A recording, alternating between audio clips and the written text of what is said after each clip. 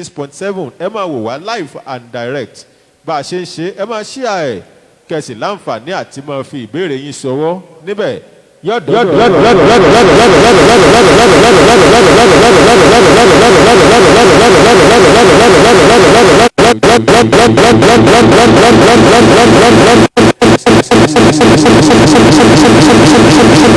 táàjọ ṣe kinní ọ̀hún tí ó fi dùn tí gbogbo òfin kan sí àwọn náà ti wà pẹ̀lú gbẹ̀ǹbẹ̀ ní dédé àsìkò yìí ẹ̀yìn Ṣeun Akínọlá ẹ̀yìn iṣẹ́ ló sọ wá di àbí tàǹsì òye Ọlọ́run ló ní orí bẹ́ẹ̀ ẹ̀rí tí mo lákọ̀ mọ́ lórí iṣẹ́ ló sọ wá dà bẹ́ẹ̀ Ọlọ́run ló ní orí bẹ́ẹ̀ bí n bá ju máìkì ilẹ̀ yìí mọ̀ dọ̀bálẹ̀ lódìlódì ni àní dààmú ẹ̀yìn Ṣeun Akínọlá ti wà ń bì í ẹ̀yìn Tèmítáyọ̀ Oyèládùn àbọ̀rọ̀ òun náà wà ń bì í àjọṣe ni láàárọ̀ yìí tí ó fi dùn tí gbọ́ngbọ́n òfin kan sí kì í dẹ̀ ṣàwa nìkan láàṣẹ bí mo ṣe máa ń sọ àwa àti ẹ̀yin aráalé láàjọṣe torí pé àṣẹ̀ṣẹ̀ máa ń fọ̀rọ̀ wáwọn olùdíje lẹ́nu wò ṣùgbọ́n lèyí àdídì gbé kalẹ̀ bí ìtàkùrọ̀sọ ọ̀tá gbangba ni bá a bá sì rí ọmọ Nàìjíríà rere àbí ọmọ ẹkùn ìdìbò Olúyọ̀lé tó náà ń gbọ́ wa tàbí tó wà ń tòsí bíi tó wà wò wípé àwọn olùdíje tẹ́ fẹ́ bá sọ̀rọ̀ èmi náà ní ìbéèrè fún wọn o ṣé mo lè kọ́ sọ́wọ́ ẹ wọnú gbọ̀ngàn yìí wá ẹ kọ ìbéèrè tẹ́ ẹ bá ní kẹ́ ẹ fi lé a lọ́wọ́ a sì láǹfààní àti bá yín béèrè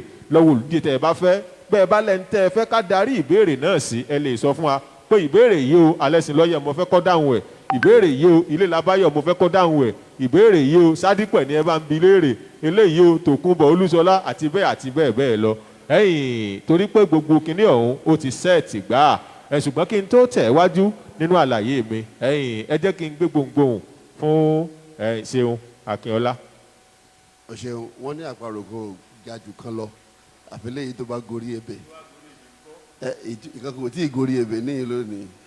All right, well, thank you for joining us. The program is starting right away, and I want to welcome you very specially to this event. It's a moment when we want to engage those who are planning to represent the good people of Oluyole Federal Constituency at the House of Representatives at this time.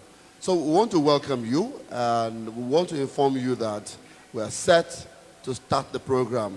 If you are watching us live, we are live on Facebook, Splash FM and Lagelu FM. We're right there beaming this event live. So as we kick off, the purpose of the program will be stated. We'll tell you the station and channels where you can listen to us. As I said, you can listen to us on Lagelu FM 96.7 and also Splash 105.5 FM, your integrity station.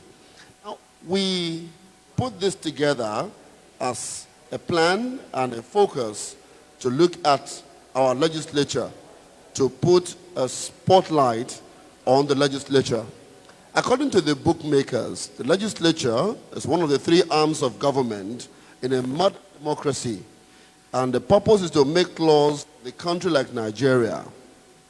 The primary role of the legislature is to make laws, and the legislature has been identified as the strongest predictor of the survival of every democracy. And that's why we are shedding light on this part of our democracy. And so today we are welcoming you to the program. I'll start by giving the ground rules. I'll start by giving the ground rules to our candidates as I welcome the candidates into our midst, and also the ground rules to our live audience in this building. First that I would like to say is that we know that you love the candidates and you want to appreciate them when they make vital points that resonate with you. Let me say that there shall be no jeering, there shall be no booing, there shall be no catcalls or abusive language to any candidate on this podium. We allow clapping, but there shall be no standing ovation for any candidate. We also reserve the right to walk anyone out who disobey any of these ground rules. We also reserve the exclusive rights to the social media live stream of this program, as it were. For candidates, you have 2 minutes each After 1 minute of answering a question, after 1 minute 30 seconds, I beg your pardon, the timekeeper will strike the bell once as a warning. That's not the final bell. After 1 minute 30 seconds, the timekeeper will strike the bell once. At the expiration of your 2 minutes, it will continue to ring the bell until you stop. That's the final bell. So I want you to understand that so that we don't have confusion. You don't stop at the strike of that one single bell. That's a warning for you to say you have 30 seconds more. And then you can round off your thought. Once your 2 minutes is over, it will continue to jingle the bell until you stop. That's the first thing I want to say to the candidate. The second thing is that each candidate will have 2 minutes to introduce themselves and show us why they are the best for the job. So once I give you the microphone after my introduction, what you do is to introduce yourself, and you have 2 minutes to do that. You will introduce yourself, tell us where you are from, tell us why you believe strongly that you are the best man for this job. And then we have grounds for clarification. There are 2 grounds for clarification. If somebody made a comment that you want to clarify, or you want to fact check or have a counterclaim, you only have 1 minute, but you have to indicate to me that you have a counterclaim to what he's saying before I yield the floor to that candidate. But you can listen to each other. So if somebody has said something that you want to clarify or you have an objection to, you have to let me know so that I'll give you the ground on the microphone to make the objection. But for that objection, you only have 1 minute. The other ground for objection is misrepresentation. If there is a misrepresentation, then you can make a comment, but you have only 1 minute. So I'd like to say that these are the ground rules that we have today. Maybe I'll take the ground rules again because the candidate just walked in. Welcome to the program, sir. I'm trying to give the ground rule. The first thing is that you have 2 minutes each to answer the question that is posed to you. Second is that at the end of 1 minute 30 seconds, there will be a strike on the bell by the timekeeper to give you a warning that you have 30 seconds more. At the expiration of your 30 seconds, it will continue to ring the bell until you stop talking. So you have 2 minutes. Each candidate will have 2 minutes to introduce themselves and show us why they are the best for the job. 2 minutes to introduce yourself and show you're the best for the job. And also, you have 1 minute for clarification. And I said there are 2 grounds for clarification. If any candidate made a comment or a statement that misrepresented you, you can ask for clarification. Or if there is a fact or an error made to your personality or to your pedigree or to your experience or to you personally, you can also call for a retraction or a clarification. You have 1 minute to do that, and you must let me give you the ground to do that. We don't want anybody interrupting another candidate while the candidate is speaking. But you can note your clarification for us. I'd like to state that for those who are listening to us on Facebook or on radio, that we invited 6 candidates for this event. We invited 6 candidates for this event, and I will mention them in no particular order, and the ones that are here, I'll welcome them specially. I'd like to say that for the candidate of the APC, Honorable Tolulope Akande Shadipe, she was invited. We also invited the candidate of Accord, and we are happy he's here, and I'd like to welcome Prince Ayodeji Abbas Aleshiloye. Welcome, sir. Thank you very much. It's good to have you, sir. I want to thank you for this opportunity. Thank you. Welcome. We also invited the candidate of the PDP, Mr. Mojid Mojubola, for this event. We equally invited the candidate of the Labour Party, Mr. Ilelabayo Bamidele. You're welcome, sir. Thank you very much. I welcome everyone here. I'm happy to be here. Good to have you. Thank you for honoring our invitation. I'd like to also welcome, very specially as we invited him, the candidate of the Social Democratic Party, SDP. May welcome Mr. Tokunbo Ogushola.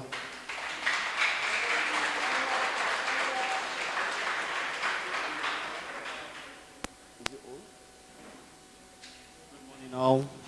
Hello? Yeah. Good morning, all. Good morning to the good people of Oluyole local government. Good morning to the good people of Oyo State. Oyo Agbewa, Oluyole Onibaje. Thank you. Thank you for the clapping. Please, let's make it just the clapping. Thank you very much, everyone. All right. I guess I'd like one of my colleagues to do this in Yoruba, just the rules in Yoruba, so that we carry everybody along, and then we'll start with a question from me here. Wọ́n ní ìlú tí ò sófin ẹ̀ṣẹ̀ ò sí ń bẹ̀, ṣùgbọ́n ìlú tófin bá ti wà ẹ̀ṣẹ̀ gbọ́dọ̀ wà ń bẹ̀. Òfin náà wà àti ìlànà ń tẹ̀lé nínú ìtàkùrọ̀sọ ìta gbangba tí a gbé kalẹ̀ yìí fáwọn olùdíje lẹ́kùn ìdìbò Olúyọ̀lé tí wọ́n fẹ́ sojú ẹ̀yin ènìyàn rere níjọba àbílẹ̀ Olúyọ̀lé. Gbogbo Olúyọ̀lé ẹ ǹlẹ́ o, a kí yín o, ẹ kú dédé àsìkò yìí o. Ẹ̀yin tọlọ́dẹ ẹ ǹlẹ́ o, sálàáfíà lẹ́wà. Ẹ̀yin tìdí ayùn rẹ̀ ẹ ǹlẹ́ o, a kí yín o. Ìlànà tẹ̀lé ni wípé alẹ́ tí ọmọ bá wa mójútó aago ìṣẹ́jú méjì ni a kọ́kọ́ fún olùdíje kọ̀ọ̀kan láti fèsì sí ìbéèrè, ṣùgbọ́n tí ìṣẹ́jú kan àti ìṣẹ́jú àyá ọgbọ̀n bá ti pé ẹ gbọ́ aago tó ní kìlọ̀ tí ó sọ pé gbọ̀ngàn ó kù ìṣẹ́jú àyá ọgbọ̀n tí ẹ fi parí ọ̀rọ̀ yín. Bí ìṣẹ́jú méjì bá ti á pé gẹ́rẹ́gẹ́ wọn ó tún wá lu aago míì. So túmọ̀ sí pé tẹ bá kọ́kọ́ gbọ́ aago ẹyọ kan gbọ̀ngàn ní ti sọ fún yín ni pé 30 seconds ló kù tẹ ní o. Ìyẹn ò sọ pé kẹ́ ẹ dákẹ́ ọ̀rọ̀ sọ ẹ sì máa sọ̀rọ̀ yín lọ. Ẹ kàn tètè summarize point yín láàrin àwọn bí àṣà àwọn eléèbó. Bákan náà ni ẹ̀yin tí ẹ jókòó nínú gbọ̀ngàn yín ẹ láǹfààní àti pàtẹ́wọ́, ẹ láǹfààní àti ṣe kóríyá fẹ́ni tó bá sọ̀rọ̀ tó dùn mọ́ yín nú, ṣùgbọ́n kò ní í sí pé à ń wọ́sẹ̀ ńlẹ̀ àbí à ń sojú bí ẹni wípé a fẹ́ mọ tàbùkù ẹnìkan. Irú nǹkan báwọn yóò kù díẹ̀ káàtó. Bẹ́nikẹ́ni bá sì sọ ọ̀rọ̀ kan tá a lérò wípé kò bọ́ síbi tó dáa lára wa, ó ṣe pàtàkì ká kú dákẹ́ ká má wulẹ̀ ṣe nǹkan kan ju pé ká wá mọ ó ìhó ẹlẹ́yà àbí ìhó pé à ń pẹ̀gàn. Irú nǹkan báwọn ó kù díẹ̀ káàtó. Ẹ mọ́ hòhò ẹlẹ́hà ẹ sì mọ́ sí bí ẹni tí ń pẹ̀gàn. Torí ìdí èyí ṣùgbọ́n tí wọ́n bá ṣe tó dùn mọ́ yín nú ẹ lè pàtẹ́wọ́, ṣùgbọ́n ẹ mọ́ hòhò ẹlẹ́yà o ẹ sì mọ́ hòhò ẹni tí ń pẹ̀gàn. So torí ìdí èyí bá a ṣe ń tẹ̀ wájú nígbà tá a bá kọ́ bẹ̀rẹ̀ ìbéèrè kan ìṣẹ́jú méjì wọn ò fi dáhùn, ṣùgbọ́n ńgbò bá yá á tún dé ìpele kan tó jẹ́ pé ìbéèrè kan ìṣẹ́jú kan ni wọ́n ò fi dáhùn. Ńgbò bá tún yá á dé ìpele kan tó jẹ́ pé ìbéèrè kan bí ìṣẹ́jú àyá bíi mẹ́wàá 10 seconds ni wọ́n ò fi dáhùn ìbéèrè kọ̀ọ̀kan. Nípele ńlámọ̀ tó kinní ọ̀hún. Mo ní àlàyé díẹ̀ tí mo fẹ́ ṣe nípa ìjọba àbílẹ̀ Olúyọ̀lé. Ìwádìí fìdí ẹ̀ múlẹ̀ tí wọ́n gbé jáde tó sì wà lórí ayélujára tó jẹ́ pé gbogbo wa náà la láǹfààní láti lọ rèé wò ó. Tí ẹ bá ń ka ìwádìí yẹn ó ń sọ̀rọ̀ nípa ẹkùn òdìbò Olúyọ̀lé wípé Olúyọ̀lé Federal Constituency ní pàtàkì jùlọ. Ìwádìí ń jẹ́ ó di mọ̀ wípé ọ̀pọ̀lọpọ̀ àwọn èèyàn tí wọ́n ti ń sojú ẹkùn òdìbò Olúyọ̀lé láti ọ̀pọ̀lọpọ̀ ìgbà ń ló jẹ́ wípé wọn kì í sábà jẹ́ ọmọ ìbílẹ̀. Ẹ jẹ́ ń kà bí ìwádìí ń ṣe sọ léèbó. Oluyole Federal Constituency in Oyo State, no doubt one of the oldest constituency, not only in Oyo State but also in Nigeria. The constituency has also had its own fair share of foreign-based Nigerians coming home, just like all other federal constituency, from Honorable Depo Oyedokun, Honorable Ibrahim Olaifa, Honorable Olasunbo Olugbemi, and now Honorable Tolulope Akande Sadipe. It is a common knowledge and fact that these mentioned were never grassroots politicians, but people who took advantage of circumstances, personality, party structure, among others, to win the emergence victory of the pool. The assessment of their performance can best be answered by the good people of Oluyole Federal Constituency they represented. But one thing that is clear is the fact that the people of Oluyole Federal Constituency have just woken up from slumber and are now in dire need of a grown politician who had withered and lived with them for a very long time. Now, àsámọ gbogbo ẹ̀ làbárè gbogbo ohun tí mo kà ní pé àwọn èèyàn kan ṣèwádìí wọ́n sì wo sàkún àwọn títí ń sojú ẹkùn ìdìbò Olúyọ̀lé. Wọ́n ní ọ̀pọ̀lọpọ̀ wọn bíi kí wọ́n jẹ́ àtọ̀húnrìn wá tí èé ṣe ẹni tó kulẹ̀ jẹ́ ọmọ ìbílẹ̀ tó dàgbà láti ilẹ̀ títí tó fi dàgbà dépò pé òun fẹ́ sojú ẹkùn ìdìbò Olúyọ̀lé. Ṣùgbọ́n nǹkan kan ṣe pàtàkì o, èèyàn lè jẹ́ ọmọ ìbílẹ̀ kó sì mọ̀ bí ó ṣe pèsè fáìn ní àwọn èèyàn ẹ̀.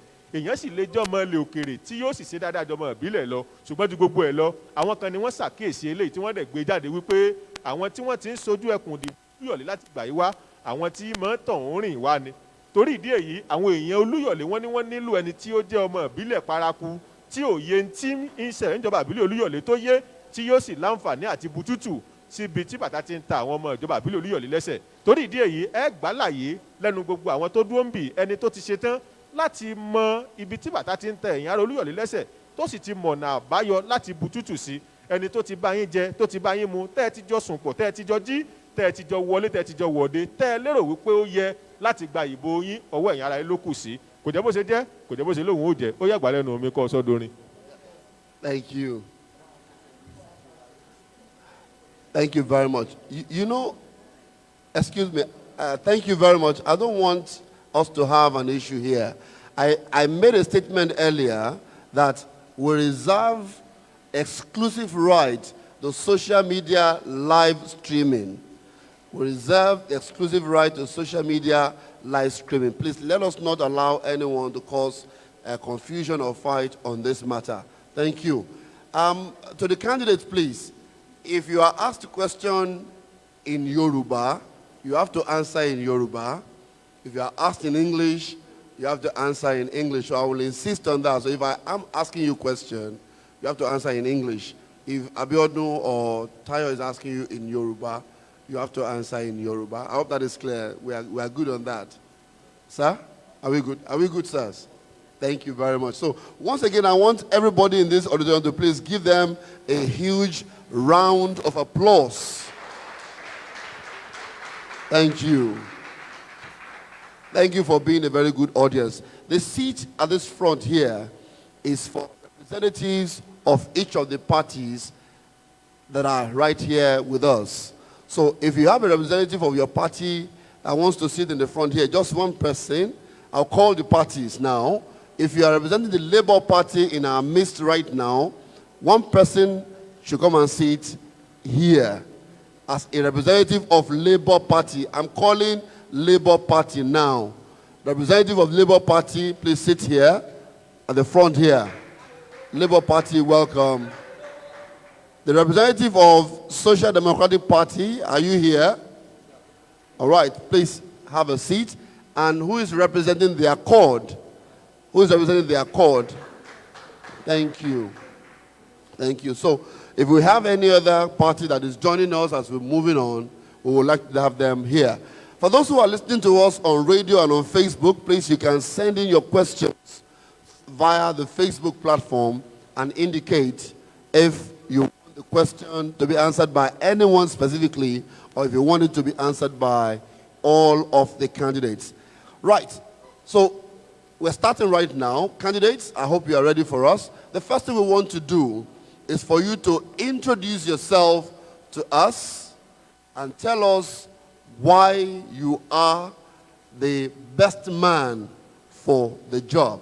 And I'm going to start with no other person but the candidate of the Labour Party, Mr. Ilelabayo Bamidele. Thank you. My name is Ilelabayo Bamidele. Born and brought up in Ibadan. I attended Law Foundation Primary School in Ibadan here, specifically Felele, and Baptist Secondary School, Okeado, Ibadan. And I attended University of Ibadan, where I studied psychology, and I attended Stonebridge College in London, where I studied diploma in health and social science. And I've worked in the maritime industry in the United Arab Emirates, and I've worked in the special education sector of NHS in the United Kingdom. And I've been an entrepreneur here in Ibadan. I have industries here in Ibadan, in Oluyole specifically, and I've been employing people here in Ibadan way back, as far back as 2006. And I'm an indigene of Ibadan from the Agboke family here in Ibadan. I'm not one of those people who has been earlier specified that they come from abroad and, you know, take advantage of our people here in Oluyole. I know the challenges of our people. I've been in the midst of our people, and I've been a partaker of their challenges, specifically in Oluyole. The agrarian sector, I've been part of their challenges, And also the health sector have been part of their challenges. I've been contributing my quota into the system in this local government, specifically in Oluyole. And because the human capital development has been of a deficit in Ibadan, I've contributed my quota in building men by not just handing over tokens to men. I've built men here in Oyo State, even in my constituency. And that is why I know I am fit and qualified enough. And knowing the challenges of our people and knowing how best to address the challenges, I'm the best candidate for this post. Thank you. Thank you very much.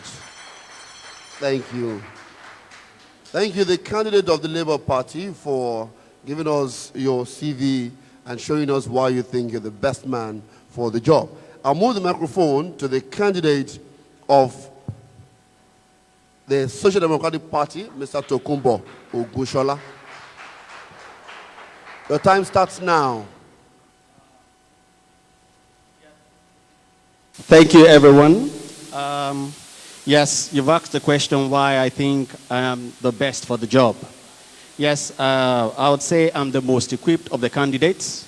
The name is Tokunbo Tomisi Akamu Omo Ogushola. Not just born in Ibadan. I'm from Makere village in Ward 9. My dad's mom is from Alata village in Ward 5. There's a very big difference between being born in Ibadan and being from Ibadan. I'm a true son of the soil. Yes, I have schooled at home and abroad. Went to Lagelu Grammar School for my secondary education. Ladoke Akintola University of Technology for my tertiary education. Schooled at the prestigious Center for Energy, Mineral Law and Policy at the University of Dundee in Scotland. I'm from a family of someone who's been there, done that. Someone I can call my father is the first executive chairman of Oluyole local government. I've written policy papers, worked with various reps in the National Assembly. I have been through many budgets, studied various line items. I've been contributing my quota to Oluyole local government. I have purchased JAMS forms for students in the local government. I presently even run a scheme. I run a scheme for traders, non-interest free loans. With this experience in the private sector and the ones I've gained in government, I can say I am the best positioned to take the people of Oluyole to the promised land. I'm from the current under-representation, under the governance of the present rep. Thank you, everyone. Thank you. Thank you very much for clapping. But let me say that while they are speaking, if you clap, you interrupt them and will not give them extra time. So please just note that if you clap while they are talking and you interrupt them, they will not get any extra time. So please moderate the clapping so that we can hear what the candidates are saying. Thank you, Mr. Ogushola, for giving us your CV and why you feel or think or know that you're the best man for the job. I move on to the representative accord. As he tells us why he thinks or he knows is the best man for the job. I welcome Prince Ayodeji Abbas Aleshiloye. Your 2 minutes starts now. Thank you very much. My name is Ayodeji Abbas Aleshiloye, born to the Aleshiloye family in Ibadan. I schooled in Ibadan here, primary school, Islamic primary school, then later to St. John Primary School at Ago. I attended St. Patrick's Grammar School and a stint in Loyola College before I proceeded to the Great Obafemi Awolowo University, Great Ife. I graduated at Great Ife where I started my politics as a student union activist and later came to Ibadan for postgraduate studies. Since I finished, I had a communication outfit, Tentacle Communication, which I was a partner before I started my own Prime Reach Limited. I worked for Alliance for Democracy, and then I was the youngest board chairman in 1998 during Alhaji Lamadeshino time as the chairman of Oyo State Youth Development Council. Later, I was made caretaker chairman by the late governor of Oyo State, Senator Abiola Ajimobi. Then, as the chairman, caretaker chairman for 3 years, I had the opportunity of constructing 10 roads in the old nooks and crannies of Oluyole local government, 9 schools, 12 health centers, vocational training center, market, rearrangement of several markets within the local government, which we did within 3 years. And I can tell you, since I left, no other development, no single road has been constructed since I left as local government chairman. And that is why I know my people know me. And I believe so much that if I go as federal representatives, of course, we'll have more goodies for Oluyole local government. I thank you very much. Thank you. Thank you very much. Thank you very much. So we have seen the CV of our candidates, and we also have heard why they think they're the best man for the job. We'd like to have your questions on Facebook, if you have questions for them, and we'd like to have them as soon as you bring them on. We'll have a segment for that. Now, as representatives, before I come to my colleague here, as representatives, you need to understand what the Constitution is all about, because the major function of a representative is to make the law. You have oversight, you have power of the purse and the rest. But I'm looking at the Nigerian Constitution, and I'm asking you to tell me specifically, in your own opinion and wisdom as you are approaching this job, what aspect of our Constitution you consider very important for us to change as an individual who is representing Oluyole Federal Constituency.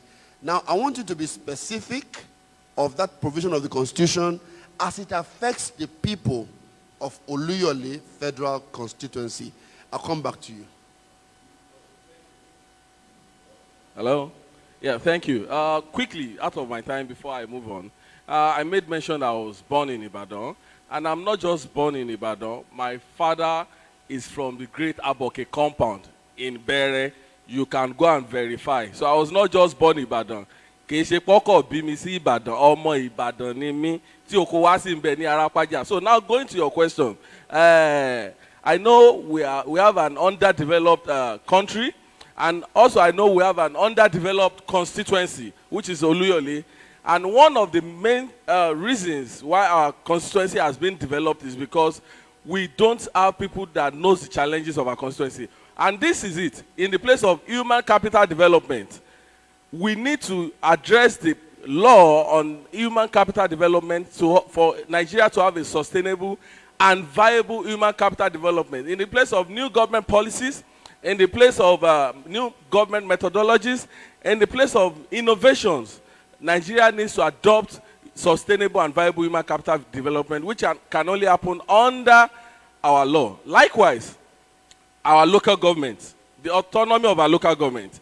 The local government is the part of government that is closer to the people. And it's quite unfortunate that we have decentralized the local government and we have taken power to the federal.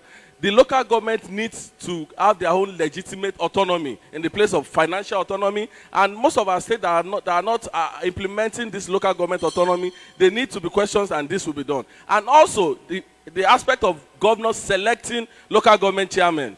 I would also ensure that we change our law. A bill will be passed in Nigeria where local government election will also be conducted the same day gubernatorial election is being conducted. Thank you.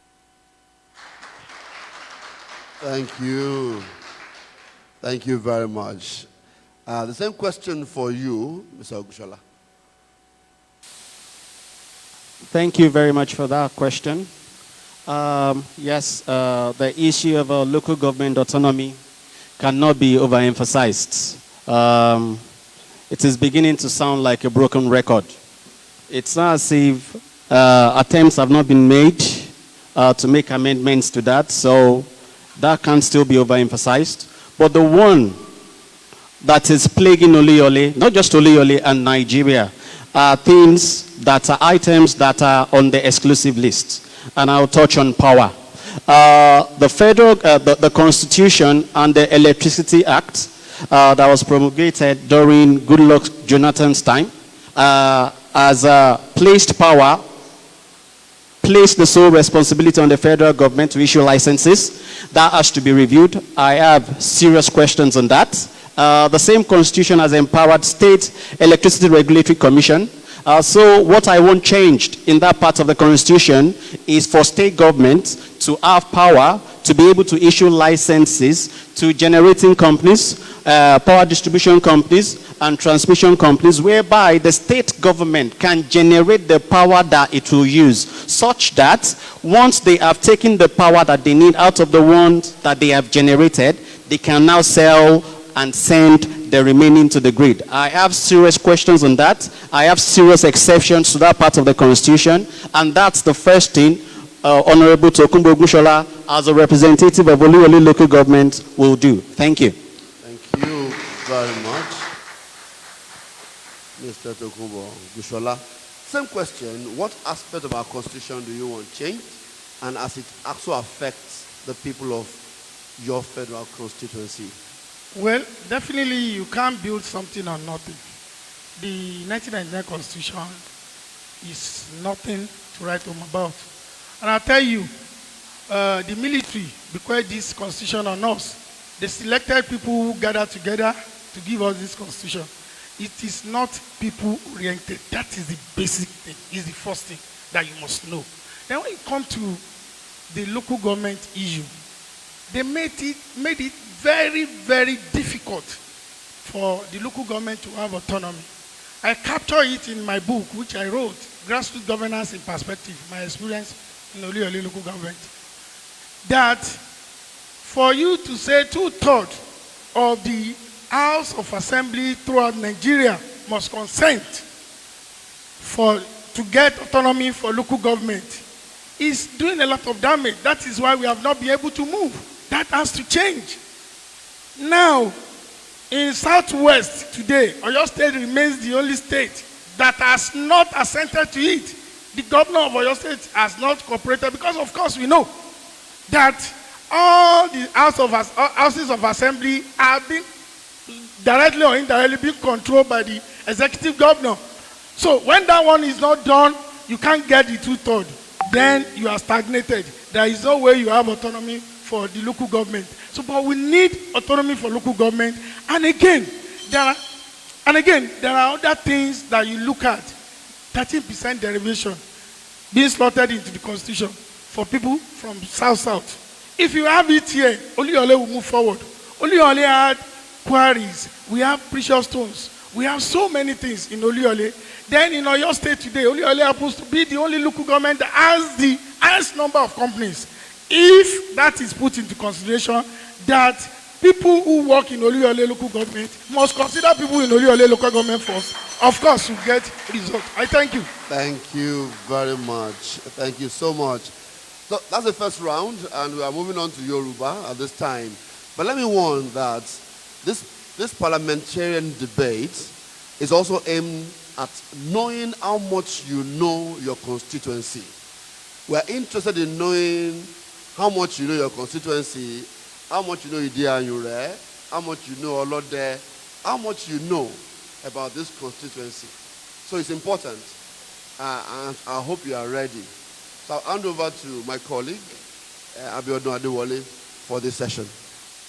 Oṣùnláì Òjèrè, ẹ̀yin tí ẹ̀ ń wò wá lórí Facebook Splash FM 105.5 Ìbàdàn, ẹ lè fi ìbéèrè yín ṣọwọ́ ń bẹ̀ kẹ̀sì ìdí àmọ́ olùdíje tẹ́ bá fẹ́ ká darí ìbéèrè ọ̀hún sí. Ẹ ti gbọ́ látẹnu olùkù mi lẹ́ẹ̀kan wípé àwọn mẹ́ta tí ẹ̀ ń gbóhùn wọn yìí, àwọn mẹ́ta yìí nìkan kọ́ la pé o. Ẹ ti ń gbóhùn Tòkunbọ̀ Olúṣọlá, Ilélabáyọ̀ Bámidélé, ọmọọba Abbas Alẹ́ṣinlọ́yẹ́. Gẹ́gẹ́ bí afíntóni tí ń détì gbọ́ wa ni pé ọ̀nàrẹ́bù Tolú Sádípẹ̀ ń bọ̀ lójú ọ̀nà kí ẹ dákun kí wọ́n bá wa tẹsẹ̀ mọ́rìn kí wọ́n débì pápápá. Bákan náà la pé Mogbọ́njú Bọ́lá Mọ̀jíd tinú ẹgbẹ́ òṣèlú PDP wọ́n sì ń bí. A pé Princess Adérónkẹ́ Adédọjà tinú ẹgbẹ́ òṣèlú NNPP àwọn náà ò sí ń bí o. Tí wọ́n bá ń bọ̀ lójú ọ̀nà káwọn náà ò gbẹ́sẹ̀ ńlẹ̀. tó mo fẹ́ da ìbéèrè méjì papọ̀ torí àkókò wa tí ò tó nǹkan, torí ìbéèrè pọ̀ ń bì tí a fẹ́ béèrè.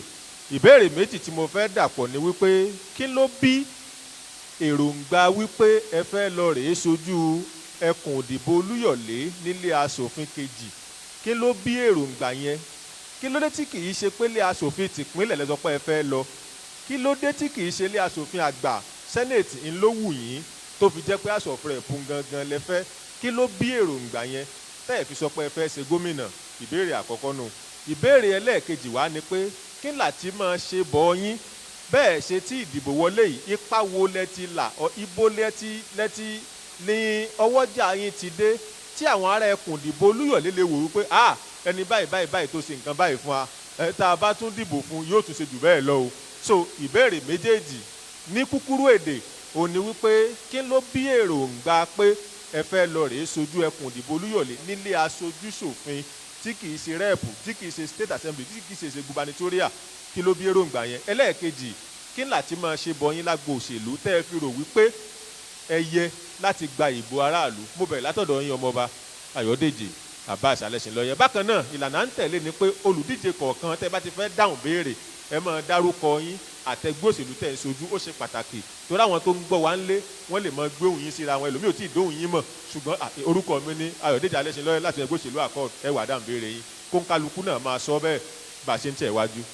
ẹ ṣé mo dúpẹ́ lẹ́ẹ̀kan sí Ayọ̀dèjì Abbas Alẹ́ṣinlọ́yẹ lórúkọ mi, ẹgbẹ́ Accord ni mo represent. Tó bá ń sọ nípa tí a ti ṣe rí, mo ti sọ sẹ́yìn wípé mo ṣe alága caretaker opportunity tí mo kọ́kọ́ rí. Before then kó tó dìgbà yẹn mo ti jẹ́ ajàjàgbara tó jẹ́ pé à ń jà nípa jíjà fún ẹ̀tọ́ ọmọnìyàn tí gbogbo àwọn èèyàn dẹ̀ mọ̀. A ṣe NADECO, a ṣe àwa ní campaign for democracy. Nígbà yẹn mo láǹfààní láti serve pẹ̀lú MK Abiola, mo dẹ̀ jẹ́ national coordinator Hope 93 student campaign throughout Nigeria nígbà yẹn. Ọgbà tí mo dé síbí pẹ̀lú àwọn Chigbọ́lági, mo ní àǹfààní láti díje gẹ́gẹ́ bí olùdíje fún ipò alága ìjọba àbílẹ̀. Àǹfààní yẹn ò wá títí mo ṣe Youth Development Council, a ṣe oríṣiríṣi ètò fáwọn ọ̀dọ́ lọ́yọ́ state. Mo kọ position paper Ọ̀yọ́ state lọ sí Ọ̀yọ́ youth federal youth parliament l'Abuja. Nígbà tí mo di caretaker chairman, òun náà mo sọ yẹn, a ṣe ọ̀nà mẹ́wàá tí ò tí ì sí record caretaker tó bí tiẹ̀. A ṣe school mẹ́sàn-án, a dẹ̀ ṣe health center. Gbogbo àwọn nǹkan yìí mo mọ ìjọba àbílẹ̀ Olúyọ̀lé dáadáa láti wọ́ọ̀dù kìíní títí dé wọ́ọ̀dù kẹwàá ni mo lè sọ àwọn ibi tí kùdìẹ̀kùdìẹ̀ wà. Dual purpose nǹkan méjì ni ó fi jẹ́ ìrànlọ́wọ́ láti lọ fún federal. Tí a bá lọ fún federal, a ní àǹfààní láti ran orílẹ̀-èdè lọ́wọ́ láti asọ̀rọ̀ nípa constitution sí gbogbo nǹkan tí ó ṣe. A láǹfààní láti participate láti dá sí. A láǹfààní láti lobby àwọn nǹkan tó dáa wá sí ìjọba ìbílẹ̀ wa. A ní àǹfààní quality representation, good well oversight function tó eléyìí tó jí pépé tó yẹ kó wà yàtọ̀ sí pé wọ́n fúnni lówó sí. Ẹ ṣé mo dúpẹ́, ẹ jẹ́ ọ̀dọ́ campbell. Ẹ ṣé olóòtú fún ìbéèrè yẹn. Orúkọ tèmi ni Tòkunbọ̀ Àkànmú Ògúnṣọlá láti ẹgbẹ́ ẹlẹ́ṣin SDP Social Democratic Party ẹgbẹ́ Abíọ́lá. Kí ló gbé mi dédìí òṣèlú? Bó tilẹ̀ jẹ́ pé a bí mi sínú òṣèlú ni, nǹkan rere tí mo bá lọ́wọ́ àwọn òbí mi ó wà lára nǹkan àkọ́kọ́ tó gbé mi dédìí òṣèlú. Ẹlẹ́ẹ̀kejì, àti máa ṣe bọ tèmi gangan láàyè ara mi ó wà lára nǹkan tó gbé mi dédìí òṣèlú. Àkọ́kọ́ bẹ̀rẹ̀ látòrí ètò ìlera ọ̀fẹ́, àwọn aláboyún tá a ti sponsor bí wọ́n ṣe gbẹ̀bí, àwọn olókòwò tá a ti dá lókòwò, àwọn olókòwò tá a ti yá ní owó aláìlélè gẹ́gẹ́ bó ṣe wà nínú Kùránì.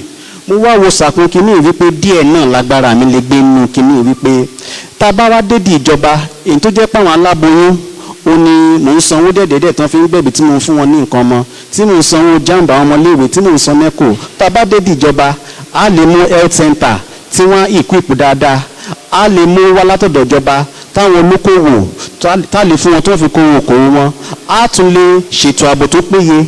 Oríṣiríṣi nǹkan náà dẹ̀ tó wà tá a fẹ́ ṣe lólúyọ̀lé. A rí wípé ní Olúyọ̀lé bí ètò ààbò ó fẹ́ mẹ́ẹ̀ díẹ̀. Tẹ́ bá dẹ̀ wo apá ọlọ́dẹ sector ń bẹ̀ yẹn, ẹ rí wípé police station kan báyìí àní yàtọ̀ sí ìtọ́kọ́ ládùúgbò ní Àtàgbá. Araṣẹ́ tèmi fẹ́ ṣe ó ní pé ká mójútó ètò ààbò ó wà lára nǹkan tó mú development wá. Tẹ́ bá dẹ̀ wá pọ̀ nígbà tá a bá létò ààbò ó ní báǹkì ó dé sínú Olúyọ̀lé cause presently l'Olúyọ̀lé báǹkì kan lá ní gbogbo Olúyọ̀lé ó ní ti First Bank Oríta. So nípasẹ̀ ká mójútó ètò ààbò báǹkì ó dé, tí báǹkì bá dé àwọn eateries á dé, tí eateries bá dé àwọn small business á dé. Báyìí láṣẹ mú ìdàgbàsókè bá ìjọba ìbílẹ̀ Olúyọ̀lé. Ẹ ṣé. Ẹ ṣé gidi gan. Ó kọ mi ní Ilélábáyọ̀ Bámidélé láti ẹgbẹ́ Labour Party, ẹgbẹ́ ìyá bàbá àti ọmọ. Ẹ béèrè pé kí ló mú irú àwa ìtàlá fẹ́ lọ ṣòṣèlú ní House of Representatives. Mo sọ kan lẹ́ẹ̀kan pé ká ní ìjọba ìbílẹ̀ ṣe dáadáa tí nǹkan ń dán mọ́rán. Èmi kò yẹ kí n máa lọ tí èyí ṣe pé wọ́n ń select kò yẹ kí n máa lọ fún House of Rep. Irú èmi local government chairman ló yẹ kí n máa jà fún. Ara bẹ̀yẹn náà láti wá ṣe àtúntò lórílẹ̀‐èdè pé ní Olúyọ̀lé yìí ò kìí ṣe pé ẹnìkan ní ó mọ select House of local government chairman. Àtúntò gbọ́dọ̀ dé bá òfin wa ní Olúyọ̀lé àti ní orílẹ̀‐èdè Nàìjíríà. Ìjọ́ tó bá ti ń ṣe gubernatorial election ẹjẹ́ àmọ́ ṣe local government chairman tí gbogbo local government tí ò bá ní da kí gbogbo local government dẹ̀ ní autonomy wọn pẹ̀lú ògo Ọlọ́run. Lára tí àwa fẹ́ ṣe lórí Olúyọ̀lé kí n kọ́kọ́ sọ àwọn àtìmọ̀ṣebọ̀ mi. Àtìmọ̀ṣebọ̀ ni pé àwọ̀ èé pín aṣọ fún èèyàn, àìsí pín bírèsì à ń pín kọ́mú à ń pín ráìsì nẹ́mà fún yàn. Ìyẹn táwa fẹ́ ṣe ni pé à ń dá agbára ró àwọn èèyàn wa tí èmi sì ti ń ṣe láti ọjọ́ pípẹ́ wá. Mo ní widow empowerment network tá a fi ń ran àwọn widow lọ́wọ́ àwọn opó. Mo sì ní Báyọ̀délé women movement tá a ti fi ń ro àwọn ìyá wa lágbára. Ní Olúyọ̀lé ilé ní ìsìn ìjọba mi ò tí ì ṣe rárá lólúyọ̀lé ilé ní màá ti ṣe over 75 solar light ní Olúyọ̀lé káàkiri gbogbo wọ́ọ̀dù ni. Mo ti ran Muslim Ẹgbẹ́dà Túbà wọ́n kọ́ police station láti bíi 2015 tí wọ́n kọ́ tán pẹ̀lú pé bí ìṣe sí ìjọba mo ti fún wọn burglary. Ní Ìrẹ́pọ̀dùn mo ti renovate roofing health center wọn àti àwọn nǹkan pẹ́pẹ̀pẹ́ káàkiri tá a ti ń ṣe ládùúgbò láti lè mú ìdàgbàsókè bá Olúyọ̀lé. A ti ń ran àwọn àgbẹ̀ wa náà lọ́wọ́ torí pé kí ni pẹ̀lú adúrú ilẹ̀ ta ní lólúyọ̀lé yìí ká ní wọ́n ti ń ran àwọn àgbẹ̀ wa lọ́wọ́ tí èyí ṣe pé àwọn ìyá wa wọ́n bá wọn Kútọ̀nù játa wọ́n wá gba 70 naira per bucket. Àwọn àgbẹ̀ wa lólúyọ̀lé nǹkan dáadáa ó ti mọ̀ dé bá wọn. Ẹ ṣé gidi gan. Ẹ ṣeun. Láàrin ìṣẹ́jú méjì míì ẹ jẹ́ àyẹ̀bá díẹ̀ kò ní ọ̀rọ̀ Olúyọ̀lé Federal Constituency ká sọ̀rọ̀ Nàìjíríà. Màá bẹ̀rẹ̀ látọ̀dọ̀ olùdíje lábẹ́ àṣẹ ẹgbẹ́ òṣèlú SDP. Tá bá ti kú ńbẹ̀ á lọ sọ́dọ̀ Labour á wá padà wá sọ́dọ̀ Accord. Ẹ fẹ́ sọ nǹkan kan? Àwa kan ti débì láti bí aago 11 tẹ ní ìpàdé ó bẹ̀rẹ̀. Èmi dẹ̀ nípàdé ní aago kan. Ẹjọ́ tó bá di aago kan àwọn tó ṣẹ̀ ń dé lẹ́yìn àbí táyé lómi bá ń dé lẹ́yìn táwa ti bẹ̀ láti ẹ mọ̀ dá èmi dúró. Mo ní ìpàdé àwọn èèyàn ń dúró dè mí káàkiri. Ẹjọ́ torí ọlọ́ ẹ mọ̀ dé mi dúró. Mo rò pé èmi náà fẹ́ support ẹ̀ tẹ bá pé time tẹ bá fún one time òǹkàlùkù fi bí campaign ẹ̀ lẹ́lò fún wa bí tó bá ti di aago kan ó gbọ́dọ̀ tún ní engagement mi ṣẹ́gẹ́dẹ̀ tó bá jọ́ mi àná. All right, thank you very much. Kò ní dáa olóòtú ẹjọ́ ẹgbọ́n mi o kò ní dáa Hold on. ó yẹ kẹ́ ẹ ní táìmù tó jẹ́ pé àwọn èèyàn ó lè wá sórí ètò tẹ́ stop tẹ́ close táwọn èèyàn ó lè wá sórí ètò. Hello, please. Hello. Hold on, please. I am the anchor of this program. Please, the objection I ask you to do is on personal interaction. You should have waited for us to exceed 1 o'clock. Hold on, before you object to it. We did not plan to exceed our time, so allow us to get to that time before, so that we don't cause rancor. It's all right. So please, let's just continue. We have not had any plan to exceed the time we planned for you. Thank you very much. Points of observation, sir. They say punctuality is the soul of business. Yes, and it is very important. If people will be coming late for debates like this, Sir, it is showing that... hold on. Yeah. No, we are wasting the time of this debate. Let's not go into this. Okay. Let's go to the debate. Okay. All right, so your question, please. Biodu, please, the question for him. ẹ dákun kí ọ̀nàrẹ́bù tolúṣádépẹ̀ káwọn náà wọlé báyìí pápápá torí àsìkò tá a dé òtó nǹkan ètò sì ń tẹ̀ wájú ìbéèrè tí a fẹ́ béèrè a fẹ́ káwọn náà dáhùn nínú ẹ̀ ọ̀nàrẹ́bù tolúṣádépẹ̀ ẹ wọlé kẹ́yìn náà lè bá dáhùn nínú ìbéèrè tá a fẹ́ béèrè ìbéèrè tí mo fẹ́ béèrè oníbejì ni torí pé mo sọ pásìkò tá a dé òtó nǹkan so mo ń kó ìbéèrè méjì papọ̀ ní ráǹdì kọ̀ọ̀kan ni. Thank you very much. So, for those who are listening and watching us, we have a candidate who just came in. She's just going to continue from where we are. We're going to continue from that's where we are. So she's going to continue from that point. Please, let's not talk about somebody who came late. All right? At the same time, all of you will have till the end of the program. Thank you very much. Welcome the candidate of APC, Honorable Tolulope Shadipe. You're welcome to the program, ma'am. Thank you for coming. tó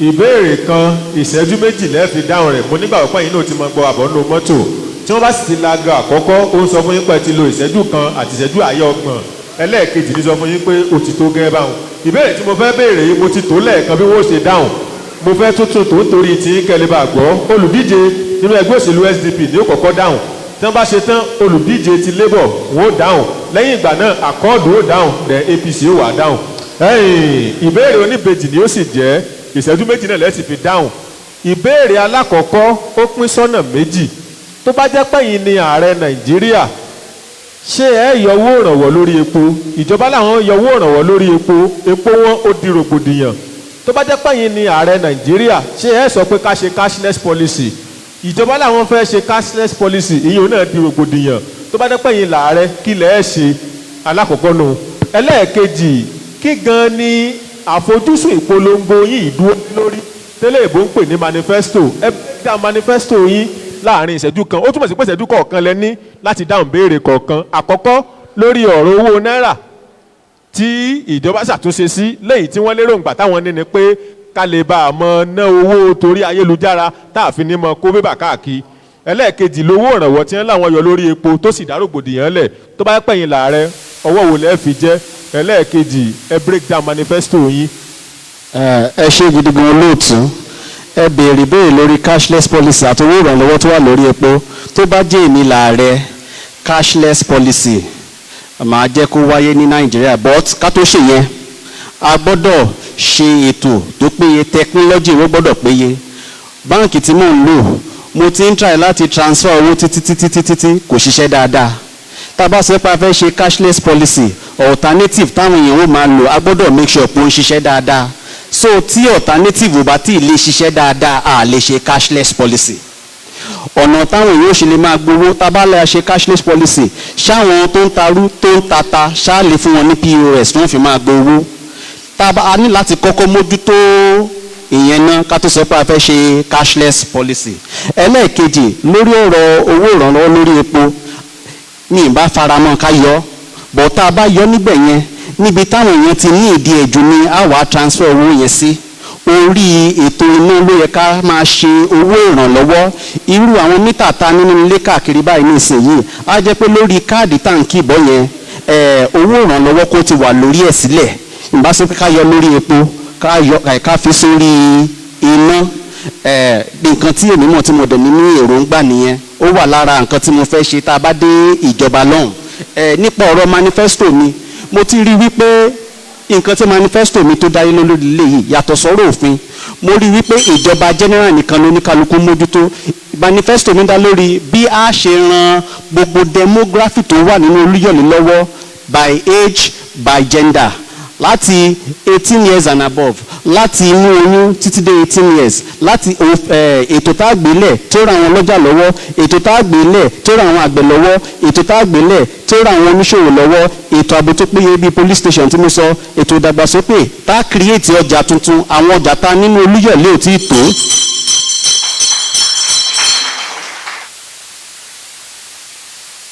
Labayo Bamidele. Lórí ọ̀rọ̀ subsidy èmi faramọ́ kí wọ́n yọ subsidy torí tá a bá wò dáadáa àwọn kan ní jíwó subsidy láti ọjọ́ ìwá so èmi faramọ́ kí wọ́n yọ kàkà ká wá máa wéèsì owó táwọn tí ò ju bí 100 lọ tí wọ́n ń jí ọ̀pọ̀lọpọ̀ owó tó yẹ kó máa wà fún ọ̀pọ̀lọpọ̀ èèyàn over 200 million people kí owó tí wọ́n fi ń ṣe subsidy yìí kí wọ́n transfer sí agricultural sector Nàìjíríà ìyẹn ó ràn wá lọ́wọ́ yóò sì mú ètò torí farming yóò ṣẹlẹ̀ ìyẹn ó ṣẹlẹ̀ pẹ̀lú ọ̀pọ̀lọpọ̀ ohun tí ó ti ń ṣẹlẹ̀ ní àgbáyé climate change kí owó yẹn kó lọ sí agricultural sector then lórí ọ̀rọ̀ cashless policy lóòótọ́ ó yẹ ká àti advance láti ṣe tẹ́ bá wà orílẹ̀-èdè kan ní Africa bí Kenya àwọn náà ti adopt cashless policy even ní remote areas ibẹ̀ ní USSD ó ti mọ ṣiṣẹ́ tó o bá ní internet ọ̀ṣà ní USSD láti lè tẹ star kìnìkan lórí yẹn a ti dàgbà tó láti adopt cashless policy mo fara mọ́ àmọ́ kọ́ tó ṣe wọ́n gbọ́dọ̀ rí pé network dé gbogbo remote areas láti lè máa lo USSD codes fún transfers then lórí ọ̀rọ̀ manifesto mi is people centered orí èèyàn ni manifesto tèmi dálé one a gbọ́dọ̀ ṣe àtúntò òfin níbi orí ọ̀rọ̀ ìrónilágbára lágbèrò tí ó yanjú in the place of innovation new methodologies new government policies tó máa pèsè àyélẹ̀ fún ìrónilágbára ní each local government yàtọ̀ sí yẹn ètò àwọn àgbẹ̀ wa a máa ṣe ìrànwọ́ fún àwọn àgbẹ̀ wa ní Olúyọ̀lé ilẹ̀ tí ń bẹ lólúyọ̀lé tá a bá fi ń dáko yóò ṣe ohun ribiribi ní Ìbàdàn á ní katakata á mọ̀ ṣe ìdánilẹ́kọ̀ọ́ lọ́nà ìgbàlódé fún àwọn ọ̀dọ́ wa a máa ní skill acquisition center tẹ́lẹ̀ Honourable Ògúndépò ó ń kọ́kan lọ́nà onílá tí ó ti di àpatì àwọn òwò tó bá jẹ́ pé a lè kọ́ tí ò bá ṣe é kọ́ láti parí èmi ò ní skill acquisition center àwọn onímọ̀ ṣèrò ńlágbára à ń kó ráìsì à ń kó nǹkan kan fáwọn èèyàn àwa fẹ́ fi nǹkan sórí àwọn èèyàn wa ní kọ́ ló ń ràn wá lọ́wọ́. ọmọọba Alẹ́ṣin lọ́yẹ́. ṣe rí ìtọ́kọ́ ń pè ní fuel subsidy ètò olóyìnbó ń pè ní fraud ni tí ò ṣẹlẹ̀ tó yẹ pé àpò àwọn kan ló ń lọ. I agree with others pé it must go but it ó láti jẹ́ gradual process. Gradual process tí mo mí ni pé ó gbọ́dọ̀ jẹ́ pé àwọn infrastructure gan wà tá a gbọ́dọ̀ put in place fún àwọn èèyàn láti máa lò. Ibi tí o bá ti sépo wọ́n entrench train tram other buses. Lagos is almost getting close to it. Don't provide all this. There are so many infrastructures tó yẹ kó wà nílẹ̀ then you can phase out gradually then the money will not go kò ní máa lọ sápò àwọn kan ìyẹn lọ bẹ́ẹ̀ nípa cashless policy gbogbo òlu ló ń ṣe mi ò mọ irú tí Nàìjíríà ní mẹ́ta fi tiwa jọ ní gbogbo àgbáyé wọ́n ṣe even ní America by the time tó ń change owó gan owó tuntun old dollar wà new dollar wà wọ́n ṣe ní Saudi Arabia wọ́n ṣe ní Kenya over the time lẹ́ẹ̀mọ́má withdraw díẹ̀díẹ̀ mi ò mọ tó ń fẹ́ fàyọ̀ ń bì tó ń fi ìnira yẹn wá pọ̀ fún àwọn èèyàn cashless policy fine it is okay we all want it even àkùsí bí tẹ́lẹ̀ tí n bá ń gbowó bọ̀ bí wọ́n ṣe advert sí máa gbowó lọ́wọ́ ni àbí kí n lọ sí kí n ṣe kọ́ check àti ń ṣe but kó tó dé extreme you must do something about it and make sure that there is gradual disengagement. Nípa manifestos quality representation mo sọ lẹ́ẹ̀kan pé we can't be something or nothing effective oversight function òfin tá a ṣe kò ń ṣe ti 1999 ti fẹ́ àwọn ológun tó gbélé wa lórí so many things ló gbọ́dọ̀ change nípa òfin tá à ń ṣe eléyìí la ṣe lè move forward kí àwọn èèyàn wa kán dẹ̀ rí èrè ìjọba ẹ ṣé mo dúpẹ́. Honourable Tolu Sadipo. Thank you very much. Lórí ọ̀rọ̀ pé petrol subsidy a lè máa sọ̀rọ̀ petrol subsidy tá a bá ti sọ̀rọ̀ refinery so my own input would be aláti kọ́kọ́ lọ make sure pé àwọn refinery wa ń ṣiṣẹ́ properly ká tó lè ronú petrol subsidy. Now màá bá sórí cashless policy ó dáa but aláti lo the unique nature of ìlú tiwa a kàn lè máa follow àwọn òyìnbó torí wọ́n ti ní infrastructural backbone àwọn òní tó jọ so àkọ́kọ́ wo ilẹ̀ àwo báwọn tó wà nínú oko wa bó ṣe máa get access sí situation tó bá jẹ́ cashless policy la ní so kò tí ì yá kò tí ì tọ́ sí wa ká bẹ̀rẹ̀ cashless policy àkọ́kọ́ lọ ṣe àwọn ìgbìyànjú kan ká tó lè ṣe. Lórí ọ̀rọ̀ manifesto mi, mo ti wà tried and tested. Ìgbà tí mo dé mo ní mo máa ṣe rep, which is worthy laws. Èmi ni mo ṣe jam bill táwọn ọmọ wọn ni máa tún jam ṣe mọ́ every year. Èmi ni mo ṣe. Water, tí ẹ bá wo gbogbo nǹkan tí mo ti deliver, iye boreholes mo ti deliver fáwọn èèyàn mi, torí mi ò lè rely on federal government water or state government water alone. So ètí ó kápá mi mo ṣe. Orí títì mo gbìyànjú lórí títì náà, gbogbo yín lẹ̀ ń gbọ́ nílé. Education, scholarship, gbogbo ẹ̀ mo ṣe. JAMB tí mo ṣe ẹ̀ náà ṣe àkótó influence education náà. Then employment mo gbìyànjú. Empowerment, èmi ò dẹ̀ pín àwọn nǹkan táwọn èèyàn lè fi ṣe níláárí. Ẹni tó ń jẹ́ transporter mo provide mọ́tò fún tó lè máa fi gbèrò. Ẹni tó ń ta ọtí mo provide freezer fún kó lè máa. Àwọn ọlọ́jà mo fún wọn ní nǹkan tí wọ́n need lọ́jà. Then power mo gbìyànjú. Ẹ lọ wo iye transformers tí mo kó wá sí Oluyole Federal Constituency. Táwọn èèyàn bá níná ni wọ́n lè ṣiṣẹ́, bàbá lè ṣiṣẹ́, ẹni tó ń lọ́tà lè ṣiṣẹ́. So gbogbo nǹkan tó bá power lọ, then mo tún influence power laws tá à ń ṣe lórí ọ̀rọ̀ metering for example. Mo raise petition kan gbà kan towards committee on power lórí ọ̀rọ̀ kíní iná tó máa ń ka iná. Ṣé àmọ́ wípé àwọn ẹlòmíì wá ní wọ́n ṣe estimated billing tí ò fair. So mo gbìyànjú ìtumọ̀ ọjọ́ ẹ̀ṣẹ̀ wá tún wá add.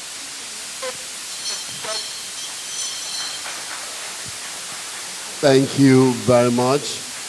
I'd like to ask the audience to please appreciate these candidates with a round of applause for all of them. Thank you. And I want to thank you for being a very good audience, and I appreciate you. I'm moving on to ask questions for all of these candidates at this time. And this time, I want to see you speak to issues in your constituency. I'm going to start from Honorable Abbas Oluyole. I know that he has been government chairman before, and then he's trying to become a representative of his people.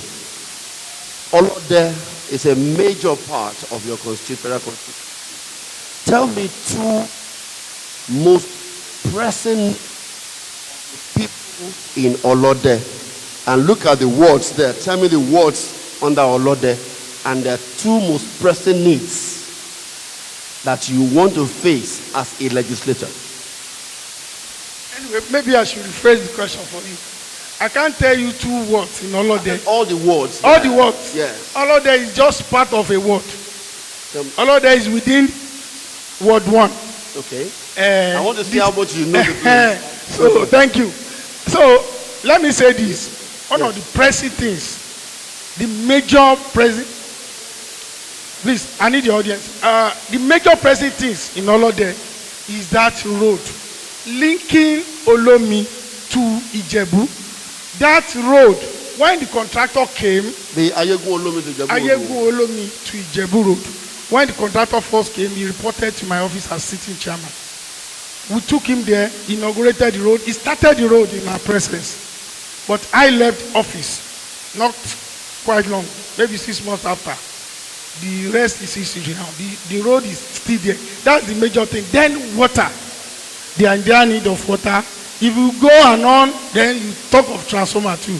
The people in Olode, they also want transformer. Those are the things I know they want. Olode, among other. I want you to tell me the words in Olode sector. I know I've divided the idea. I'm talking to Olode sector. Oh, okay. Then you'll be talking of word 1, word 7, 2, word 3, 3, word 4, and word 6. Thank you. Thank you. The next person I'm facing is the representative of the party, Mr. Ogushola. Yes. I want to look at the express corridor, the Idianyure area of your federal constituency.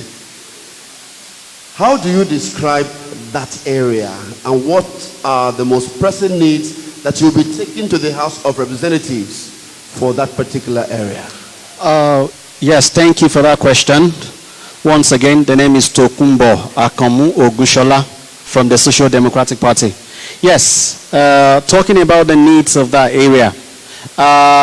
We know construction has been going on since time immemorial. People have made promises that that road will be built. Lórí irọ́ ni, Lamba ni, wọn ò tí ì ṣe dé ni. Number one, let us get that fact right. Number two, the most pressing need around there is security. We know what has been happening with kidnappers. We thank the government for stepping up to their responsibilities about that. So, like I've said earlier on, we need police stations. Once we bring, not police posts, I mean police stations on the road, not within the neighborhood, on the main road, the major road. So once we have police station, development will follow. We would have more eateries. Like you asked a question about Oluyole now. In the whole of Oluyole, we have just 2 eateries, Chicken Delights and Finrail.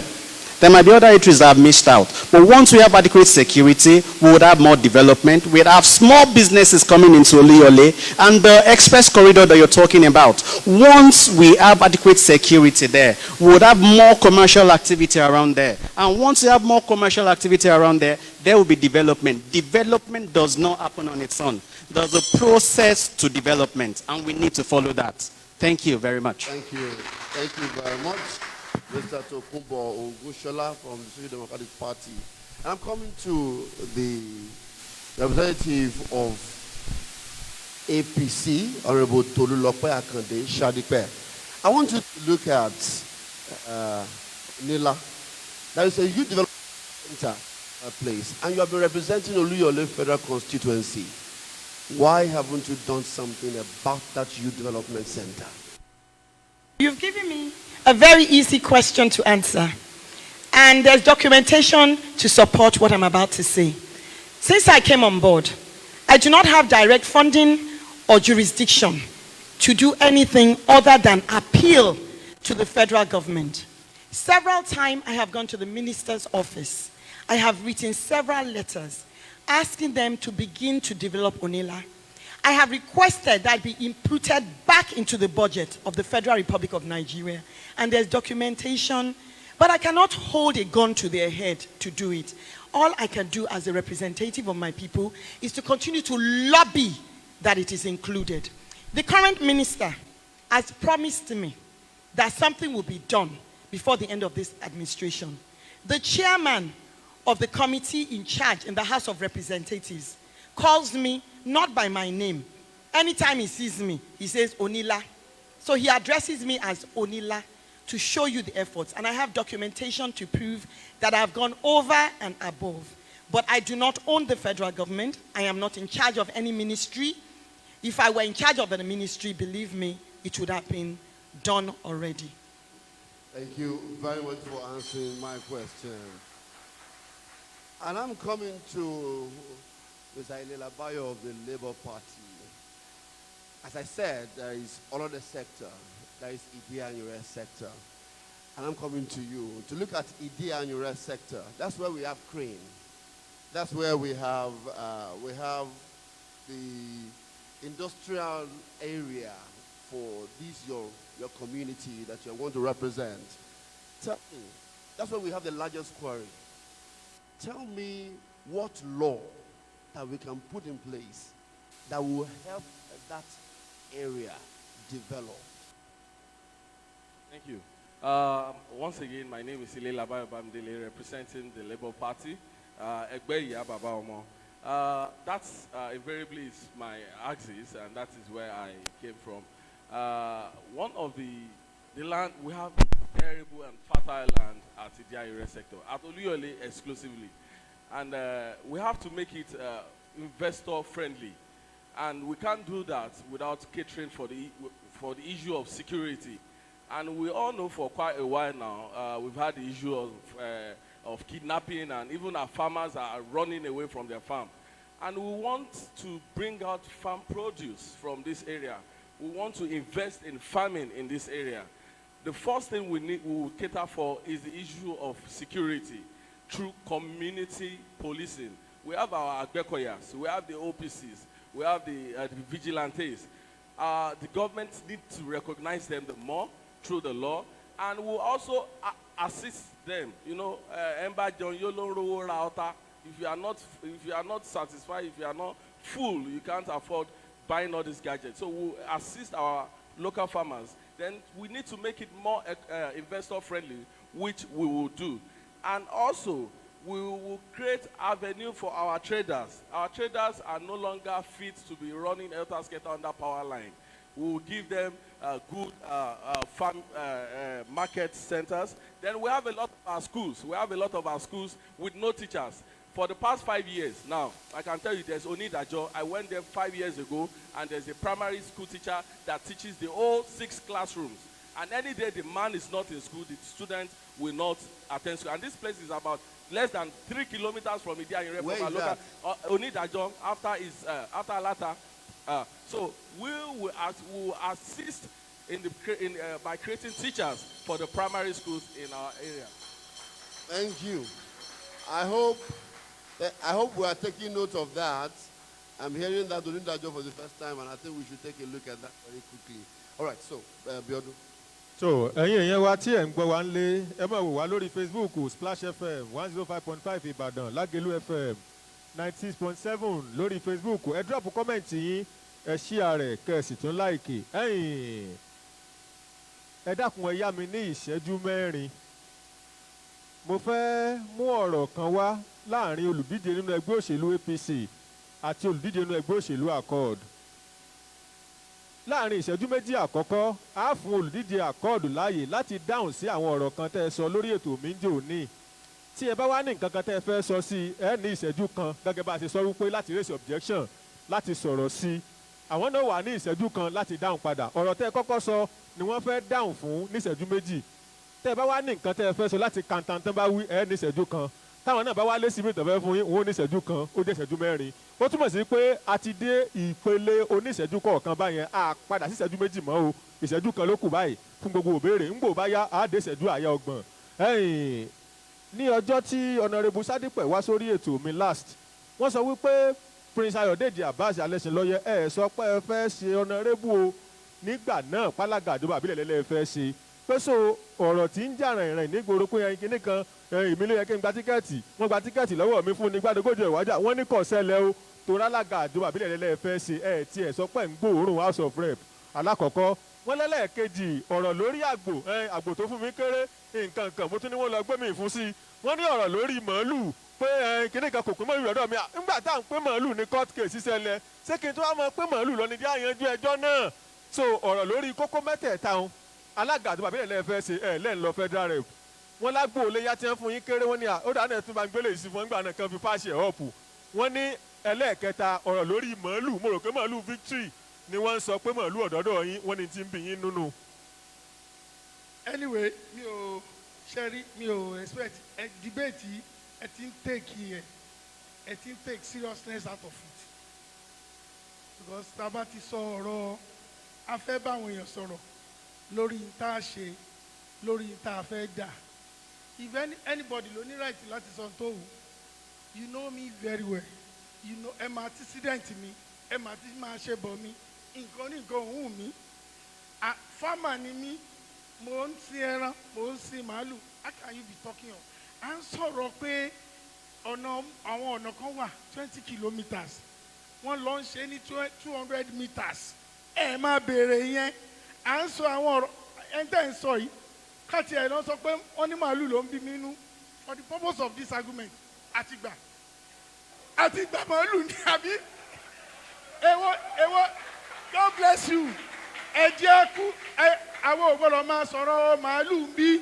ẹ máa sọ̀rọ̀ lù àsí nínú.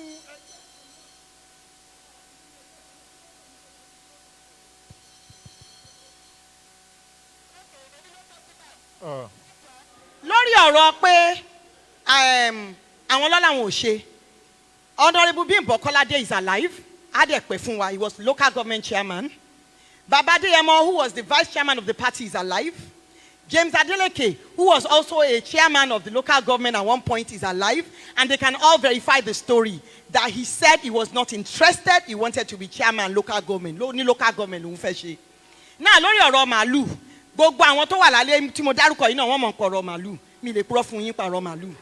ǹjọ́ ẹran tí wọ́n gbé lọ ọkùnrin tó gbẹ̀ràn lọ rèé tọ́lẹ́ran kéré òun ló jókòó yìí ẹbí then ẹ wá bọ́ sórí ọ̀rọ̀ títì mo ṣe right thing tó yẹ kí n ṣe ni ìgbà táwọn wà ń bẹ́ as chairman local government ìgbà táwọn wà ń bẹ́ chairman local government ṣebí títì àárín ìlú iṣẹ́ local government àti state ni àwọn ò ṣe títì yẹn gbà yẹn títì yẹn ò tọ́ sẹ́mi ní federal but mo wọ́nà fi gbé wọ federal àwa gbé sínú fema gbé 50 million lé lórí èmi kọ́ ni mo determine mo lọ tọrọ nǹkan ni ìgbà tó gbélé lórí 50 million wọ́n yọ VAT ẹjọ́ tẹ́ bá fún mi láàyè máa explain. ó ti pé ọ̀nà ìbálẹ̀sìn lọ́yẹ̀ ìṣẹ́jú kan prince alẹ́sìn lọ́yẹ̀ ìṣẹ́jú kan.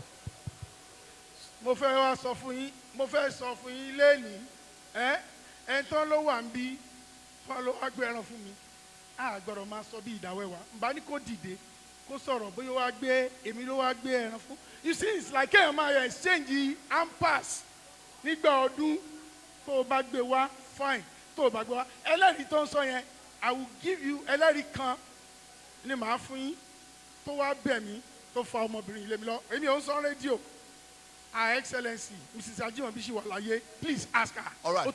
Thank you. On this matter, hold on, ma. Hold on. I need to assert it. We have heard it. We have heard it, and please, we want to rest it here. Thank you very much. We are resting it here. Biodun, you see after.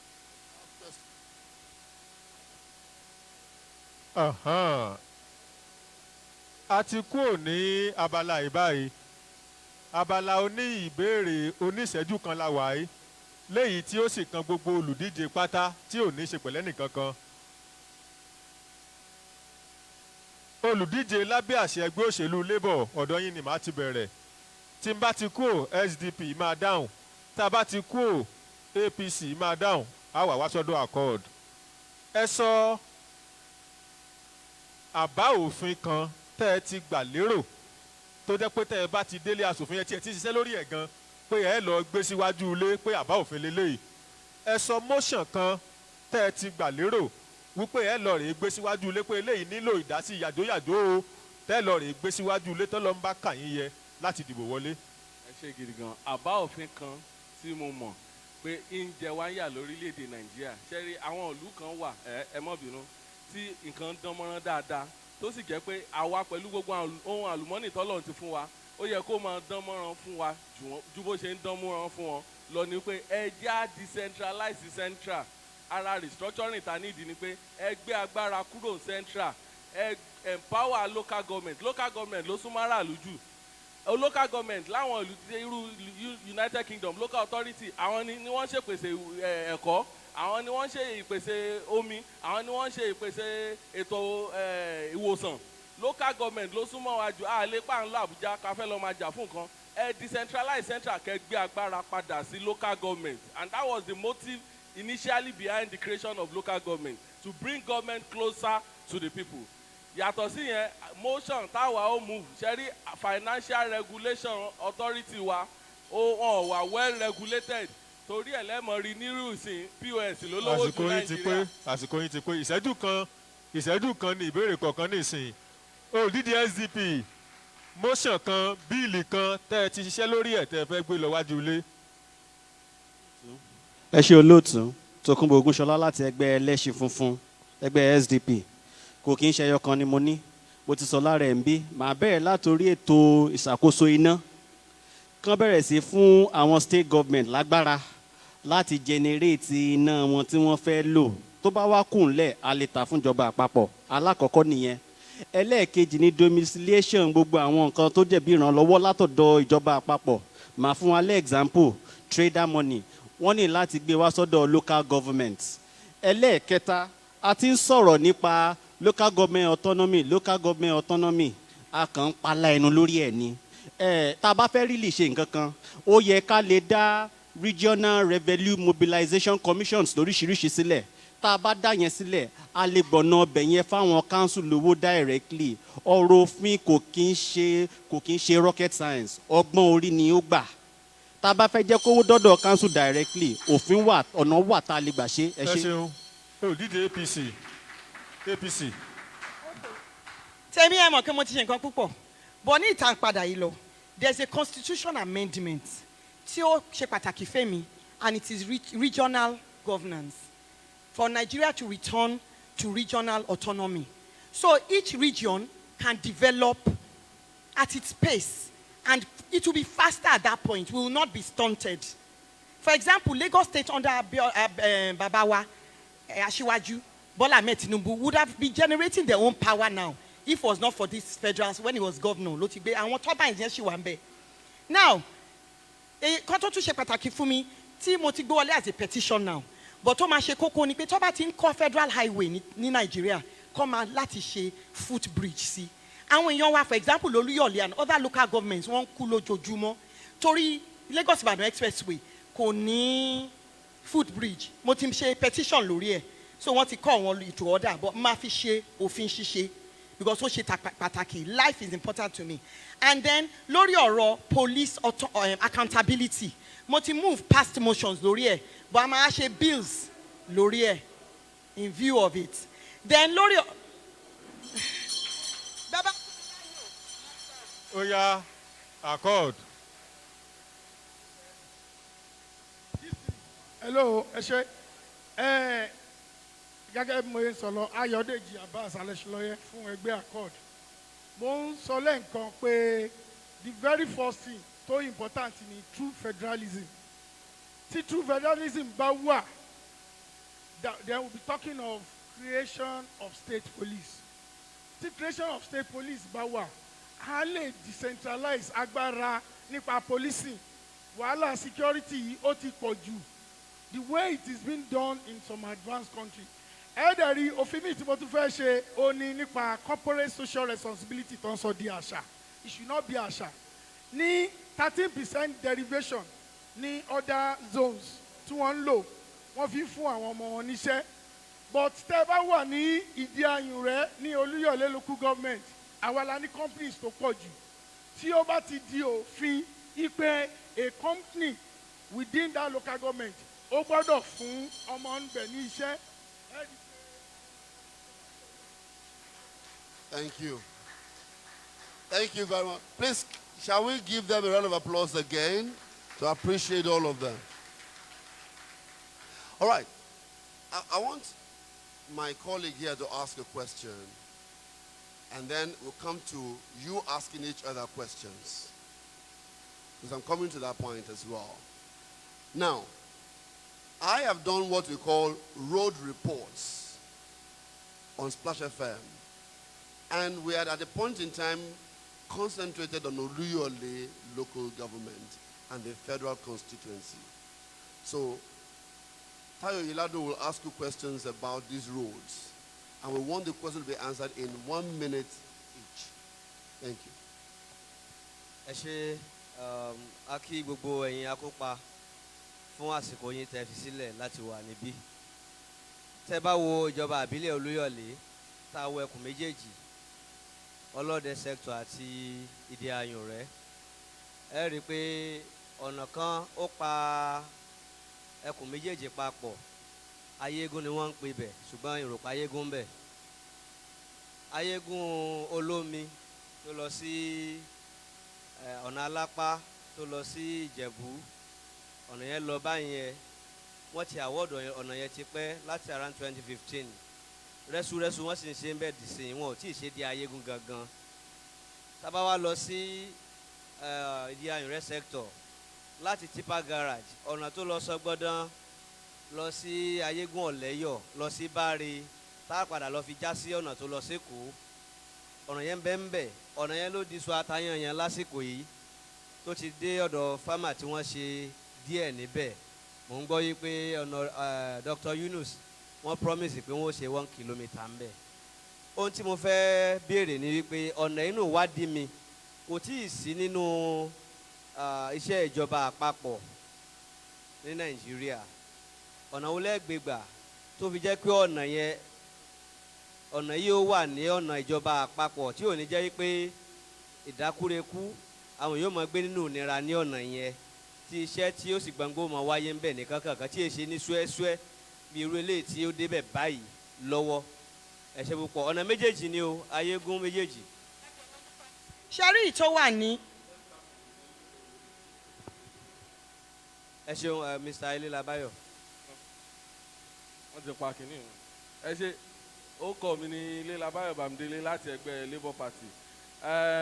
ṣe rí ọ̀nà méjì yẹn tó bá jẹ́ lára tí èmi ni a máa facilitate wá sí Olúyọ̀lé pẹ̀lú ògo Ọlọ́run ní ọ̀nà tí ó bá ní economic relevance jù. ọ̀nà méjèèjì dẹ̀ ni ó ní economic relevance jù ní Olúyọ̀lé. Ayégún Olómi ló lọ jáde sí Látúndé Olójú Oró Ọ̀kànìdé títí tó fi lọ jáde sọ́nà Ìjẹ̀bú. And pẹ̀lú gbogbo ohun àlùmọ́nì tí ń bẹ lójú ọ̀nà yìí ọ̀nà tó jẹ́ pé ó ṣe gbòógì jù láti tó lè mú ìdàgbàsókè gangan even dé bá Ọ̀yọ́ state lápapọ̀. So lára àwọn ọ̀nà tí a máa facilitate pẹ̀lú ògo Ọlọ́run tó ṣe pàtàkì jùlọ òun ni Ayégún Olómi títí dé ọ̀nà Ìjẹ̀bú. Wọ́n ní wọ́n ti approve ẹ̀ láti jọ àmọ́ ìtọ́ ti ṣe ń bẹ̀ kò ju 1 kilometre lọ. ọ̀nà Ayégún ọ̀nà Ọ̀lẹ́yọ̀ náà is very important tí mo dẹ̀ mọ̀ pé a máa facilitate. Àrùsádípẹ́. ní the iron side a ti gbé wọ budget a gbé wọ budget ni it's not a federal road state road ni ẹ bá mi dìbò fún gọ́vnọ̀ Teslim Fọláyìn tó jẹ́ tí mo fojú jọ kí n lè tún gbé lọ sí attention wọn torí ní time Ajímọ̀bí ti fẹ́ bá wa bẹ̀rẹ̀ administration tán àwọn tó take over wọ́n dànù now títí Olójú Oró yẹn títí kan pé mo ti lọ bá minister ní Nàìjíríà wọ́n tún ti bá mi gbé wọnú budget again nǹkan tí mo ṣe ṣífò nìyẹn mo fẹ́ sọ page tó wà nínú budget kẹ́lẹ̀ lọ verify títí yẹn ló qualify for federal road tó connect lọ sógun state now it is on page glasses I don't read with it page 861 construction of Ìjẹ̀bú-Igbó Ìtẹ̀-Ẹ̀gbá Ìbàdàn road item ERGP 12 sorry my phone ERGP 12777367.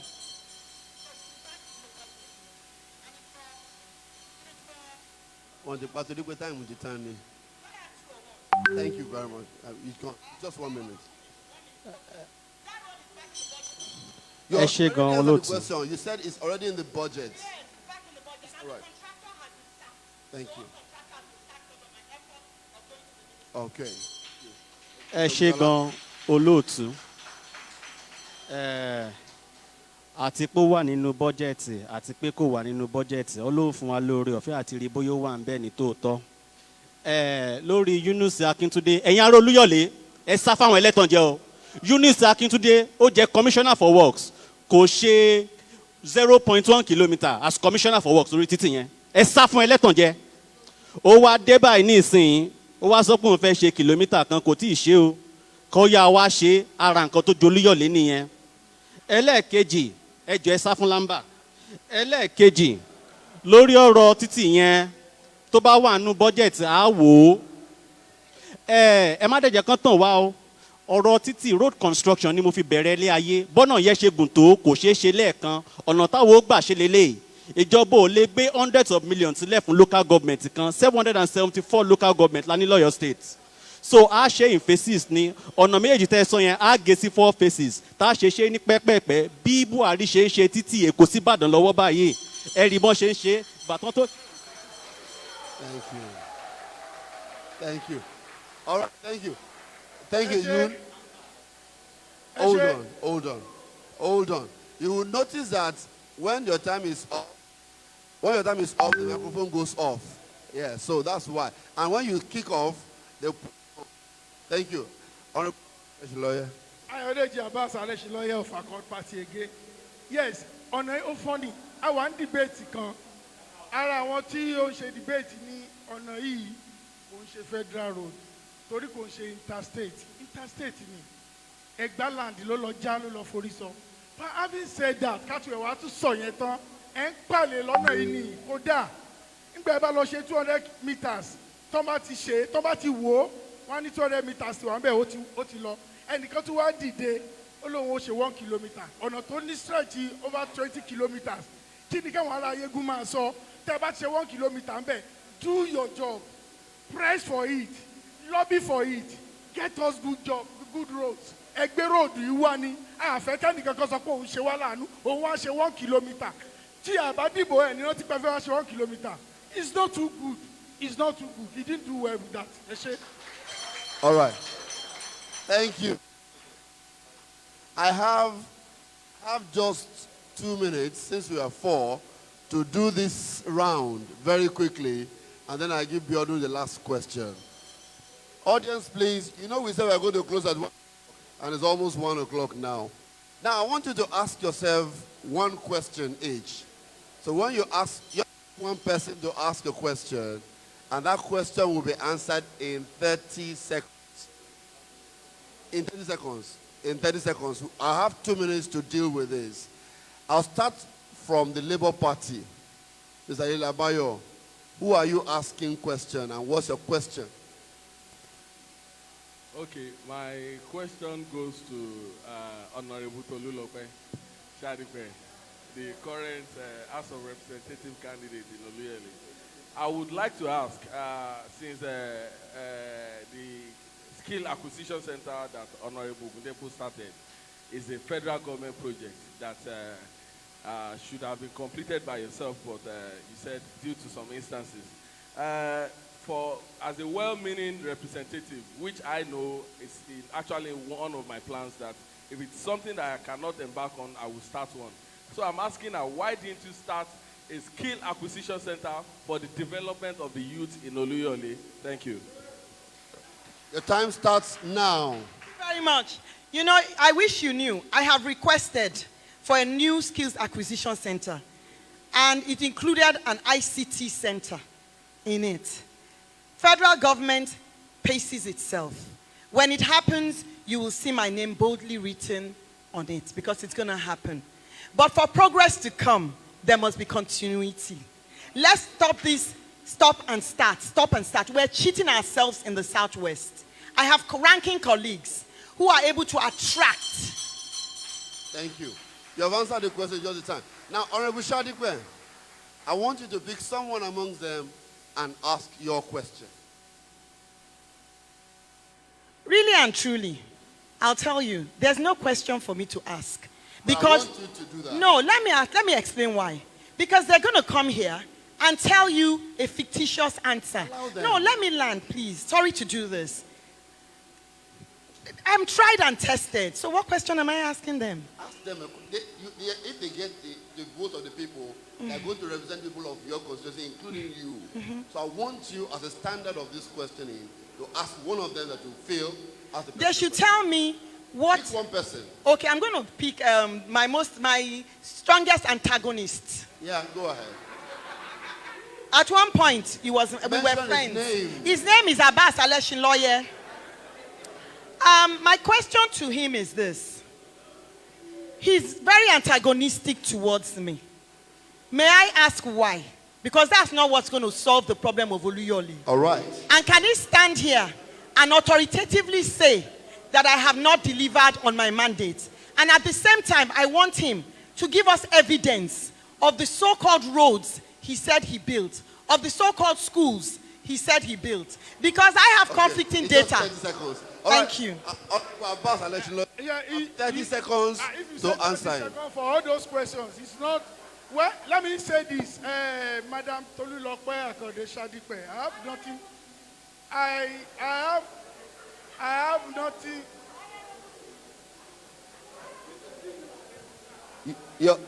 Okay.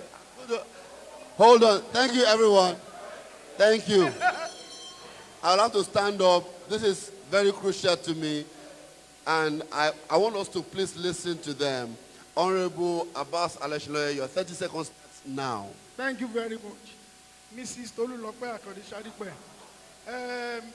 I want to tell you that I have at no time been antagonistic to you. I have at no time gone on radio to malign you, to malign your name. All I was trying to say, we had our differences.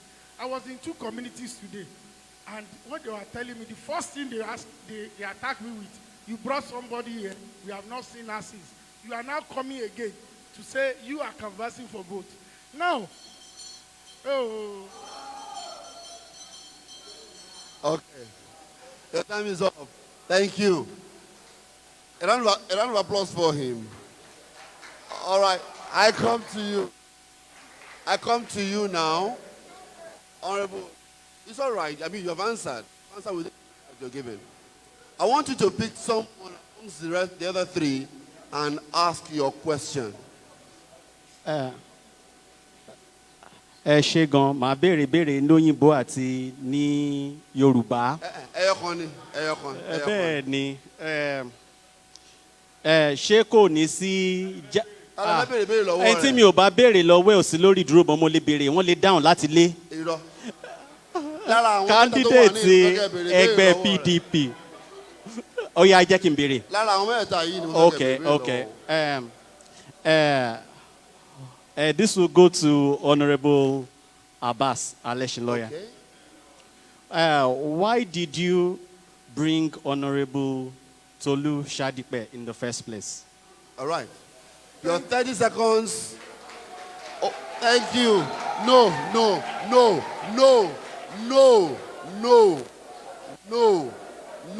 I told you, you have been very wonderful. I told you that I do not want anyone to do standing ovation. Thank you. Thank you very much. Thank you very much. Thank you very much. If you want him to answer this question, we have to be quiet. If you want him to answer the question, you have to please be quiet. Ẹ dákun, tẹ́ ẹ bá dákẹ́ wọn ní dáhùn ìbéèrè yìí. Thank you. Àsìkò yẹn ti lọ báyìí, aago kan ti lù. Honorable Abbas Aleshinloye, your 30 seconds starts now. Thank you very much. Mo dúpẹ́ lọ́wọ́ yín. Gẹ́gẹ́ bọ́n ẹ sọ, ẹ rí sọ pé wáì tí mo ṣe gbé Tolúlọpẹ́ Ṣádìpẹ̀ wá. Mi ò fẹ́ máa ayẹyẹ lórí ọ̀rọ̀ yìí torí pé adé orí rédíò kan gan.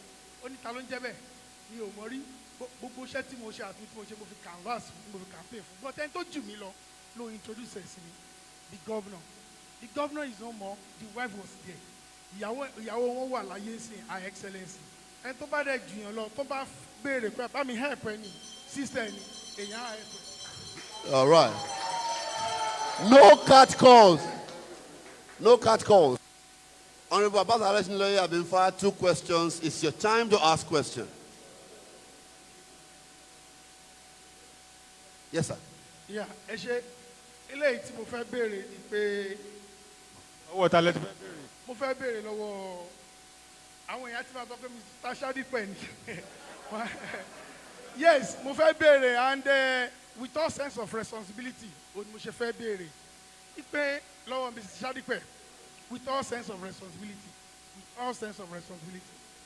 ọ̀nà tá à ń ṣe 200 meters yìí ó di wàhálà ní ọ̀nà Abe torí ńgbà tán fẹ́ kọ́mítẹ́ fẹ́ ṣe wọ́n gbé gbogbo bánà síbẹ̀ àwọn èèyàn rò pé yóò dọ̀tẹ̀ ń yà ni wọ́n rí i pé 200 meters bí ìgbà tán kàn fi ṣe nǹkan lójú ni a ti rí mistake tó wà lórí eléyìí why tẹ́ tún lọ ṣe 200 meters míì sí ọ̀nà ọ̀lẹ́yọ̀ nígbà tí ọ̀nà yẹn tó bàjẹ́ almost 20 kilometers tẹ̀dẹ̀ mọ́ ibi tọ́nà yẹn lọ ṣé ẹ rò pé eléyìí máa ṣe kó bá fún àwọn àdúgbò yẹn wípé wọ́n ti bá wọn ṣe láìdẹ̀ nímọ̀ pé 200 meters péré òun náà ṣe ń bẹ̀ ẹ ṣe. ṣé ń bẹ̀rẹ̀ òyìnbó á sọ pé half a loaf is better than none ṣé kí n máa wo àwọn èèyàn mi kí à máa jẹ wọn. I have no control over Nigeria's budget. I can only beg to have things put in the budget. When I submitted the name of that road to Ministry of Works and FEMA, they told me it was not a federal road. Works cannot do it, but let FEMA see what they can do. Ìgbà tí budget máa jáde, wọ́n gbé 50 million lé lórí. 50 million tó gbé wọn lórí, wọ́n yọ 5% withholding tax. Wọ́n yọ 7.5% VAT. Wọ́n yọ 1% stamp duties. Wọ́n yọ 10% retention. Ṣé mo ṣe bí ni tí mo fẹ́ràn? Ó dà ṣe àdúpẹ́ ibi tá a dé yìí láàrin ìṣẹ́jú àáyá bíi 10 ilé fi máa dáhùn béèrè kọ̀ọ̀kan torí pásìkò wa ti lọ a sì ti fẹ́ kúrò lórí ètò fún ti àsìkò yìí. Mo fẹ́ bẹ̀rẹ̀ látọ̀dọ̀ olùdíje lábẹ́ àgbẹ̀ ọṣẹ́ ìlú Labour Party màá tó wá báyìí tó bá di second round màá bẹ̀rẹ̀ látọ̀dọ̀ Aleshinloye màá tó lọ báyìí. Ìbéèrè mi àkọ́kọ́ a fẹ́ mọ ẹni tó jẹ́ ọmọ ìbílẹ̀ gangan torí tí mo kà lẹ́ẹ̀kan ó sọ wípé àwọn tí wọ́n ti ń wá láti wá aṣojú ẹkùn ìdìbò Olúyọ̀lé wọn èyí sábà jọmọ ìbílẹ̀ àwa fẹ́ mẹ́ni tó jọmọ ìbílẹ̀ tó mọ̀ nípa tinútòde tìbútòrò níjọba ìbílẹ̀ Olúyọ̀lé. Ilé Labáyọ̀ Bámidélé ẹ mú wọ́ọ̀dù méjì nínú wọ́ọ̀dù méjìlá tí ń bẹ níjọba ìbílẹ̀ Olúyọ̀lé. Nínú wọ́ọ̀dù mẹ́wàá tí ń bẹ níjọba ìbílẹ̀ Olúyọ̀lé ẹ mú wọ́ọ̀dù méjì ẹ wàá dárúkọ àdúgbò méjì méjì ó kéré jù nínú wọ́ọ̀dù kan. Wọ́ọ̀dù tẹ́yìn báyìí sí mú ẹlòmíì ò ní mú mọ́. Mo mú ward 3. Ward 3 a ní Onílá, a ní Ọlọ́kọ́, a ní Pégbà, a ní Olóko Fífi. Ok, ẹ jẹ́ n tún lọ. Mo mọ̀ wọ́n á lọ di àrùn rẹ̀ sector torí bẹ́ẹ̀ mo ti wá o. Ẹ tún wá jẹ́ n lọ sí ward 6. A ní Olójú Oró, Alọ́kànyìndé, a ní Apásan. Kò ti dáa, ẹ máa fọ́n látẹ̀wọ́. Ọ̀rẹ́ ibùdó Olúṣadípẹ̀, ẹ̀yin ti mú ward kíni lẹ ti mú? Ward 3 àti 6, ẹ̀yin ò ní lè mú àwọn yẹn o. Èmi á mú ward 2 Ayégún Àlẹ́yọ̀ àti Christ High School. Màá mú ward 8 no màá mú ward 5 Sọ́kà àti Dìyàyìn rẹ̀.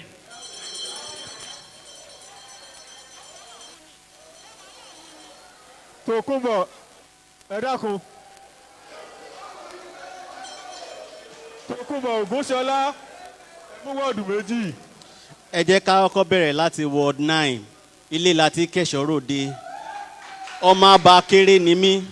A dárúkọ Onípẹ̀, Abọ̀tún, Orí Òkè, Bùsọ̀gbọ̀rọ̀, Dálì, Lámolo, Anídálì Òkè, Anídálì Ìsàlẹ̀, Àbípọ̀, Lámolo, Lágúnjú. Wọ́ọ̀dù mi. Ó tún kù ward 4. Ward 4, àmọ́ Muslimu, àmọ́ Mọ́sfálà, àmọ́ Apẹ̀tẹ̀ Àwòwò, àmọ́ Ògùndépò, àmọ́ Rẹ̀dẹ̀pọ̀ Ọ̀pọ̀nù, àmọ́. Ó ti dá, ẹ ṣé àdúpẹ́.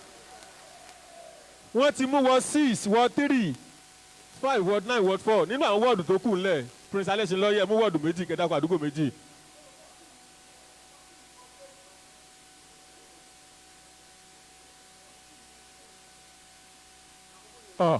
Ẹ dákun o. Ẹ bá wa tan máìkì ọ̀dọ̀ Alẹ́ṣinlọ́yẹ o.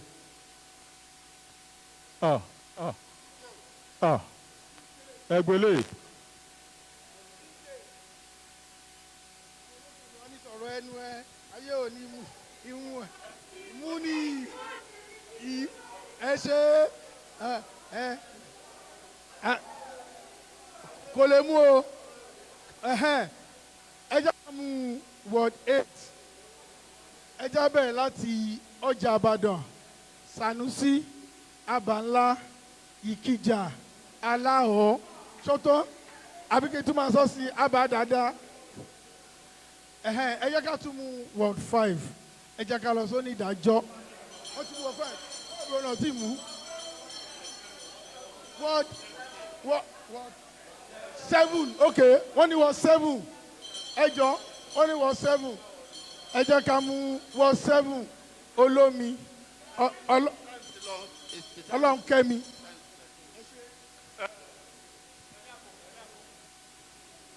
Ráǹdì kan tó kù rèé tí a fi káàdì gbogbo ẹ̀ ńlẹ̀. A fẹ́ mọ̀ bóyá ẹ jinlẹ̀ nínú òṣèlú àdúgbò yín dáadáa. A fẹ́ mọ ibi tí collation center wọ́ọ̀dù kọ̀ọ̀kan wà. Màá bẹ̀rẹ̀ látọ̀dọ̀ olùdíje tó bá wù mí. Tí n bá ti nawọ́ sẹ́nìkan pé ibo ni collation center ward báyìí ẹ gbọ́dọ̀ sọ. Látọ̀dọ̀ ọmọọba Ayọ̀dèjì Abbas Alẹ́ṣinlọ́yẹ ibo ni collation center ward 3. DJ, please put on all the microphones. Thank you.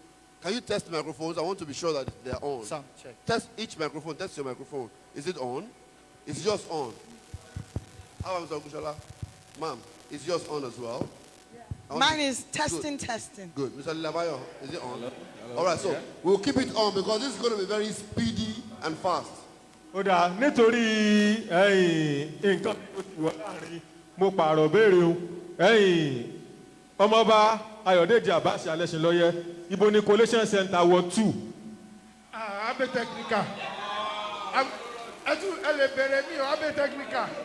Abe technical. Ward 3 ńkọ́? Ward 3 wà ní Pégbà. Ta ni bó tún ní? Ó ti dáa. Ẹ máa sọ lọ. Ó ti dáa.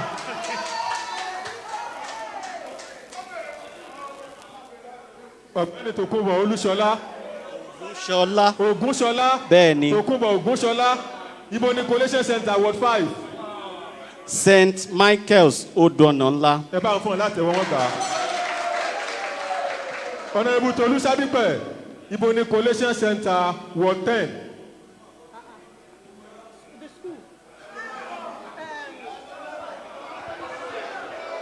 Ẹ má pariwo.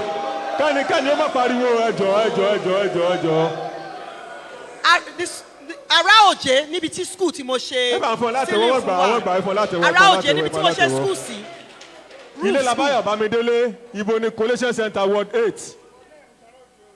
Ward 10 ibo bèrè. Abanla. Ibo lẹ pé? Abanla. Kí lorúkọ school yẹn?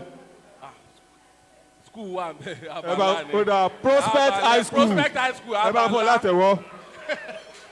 Ẹ ṣe àdúpẹ́. Thank you.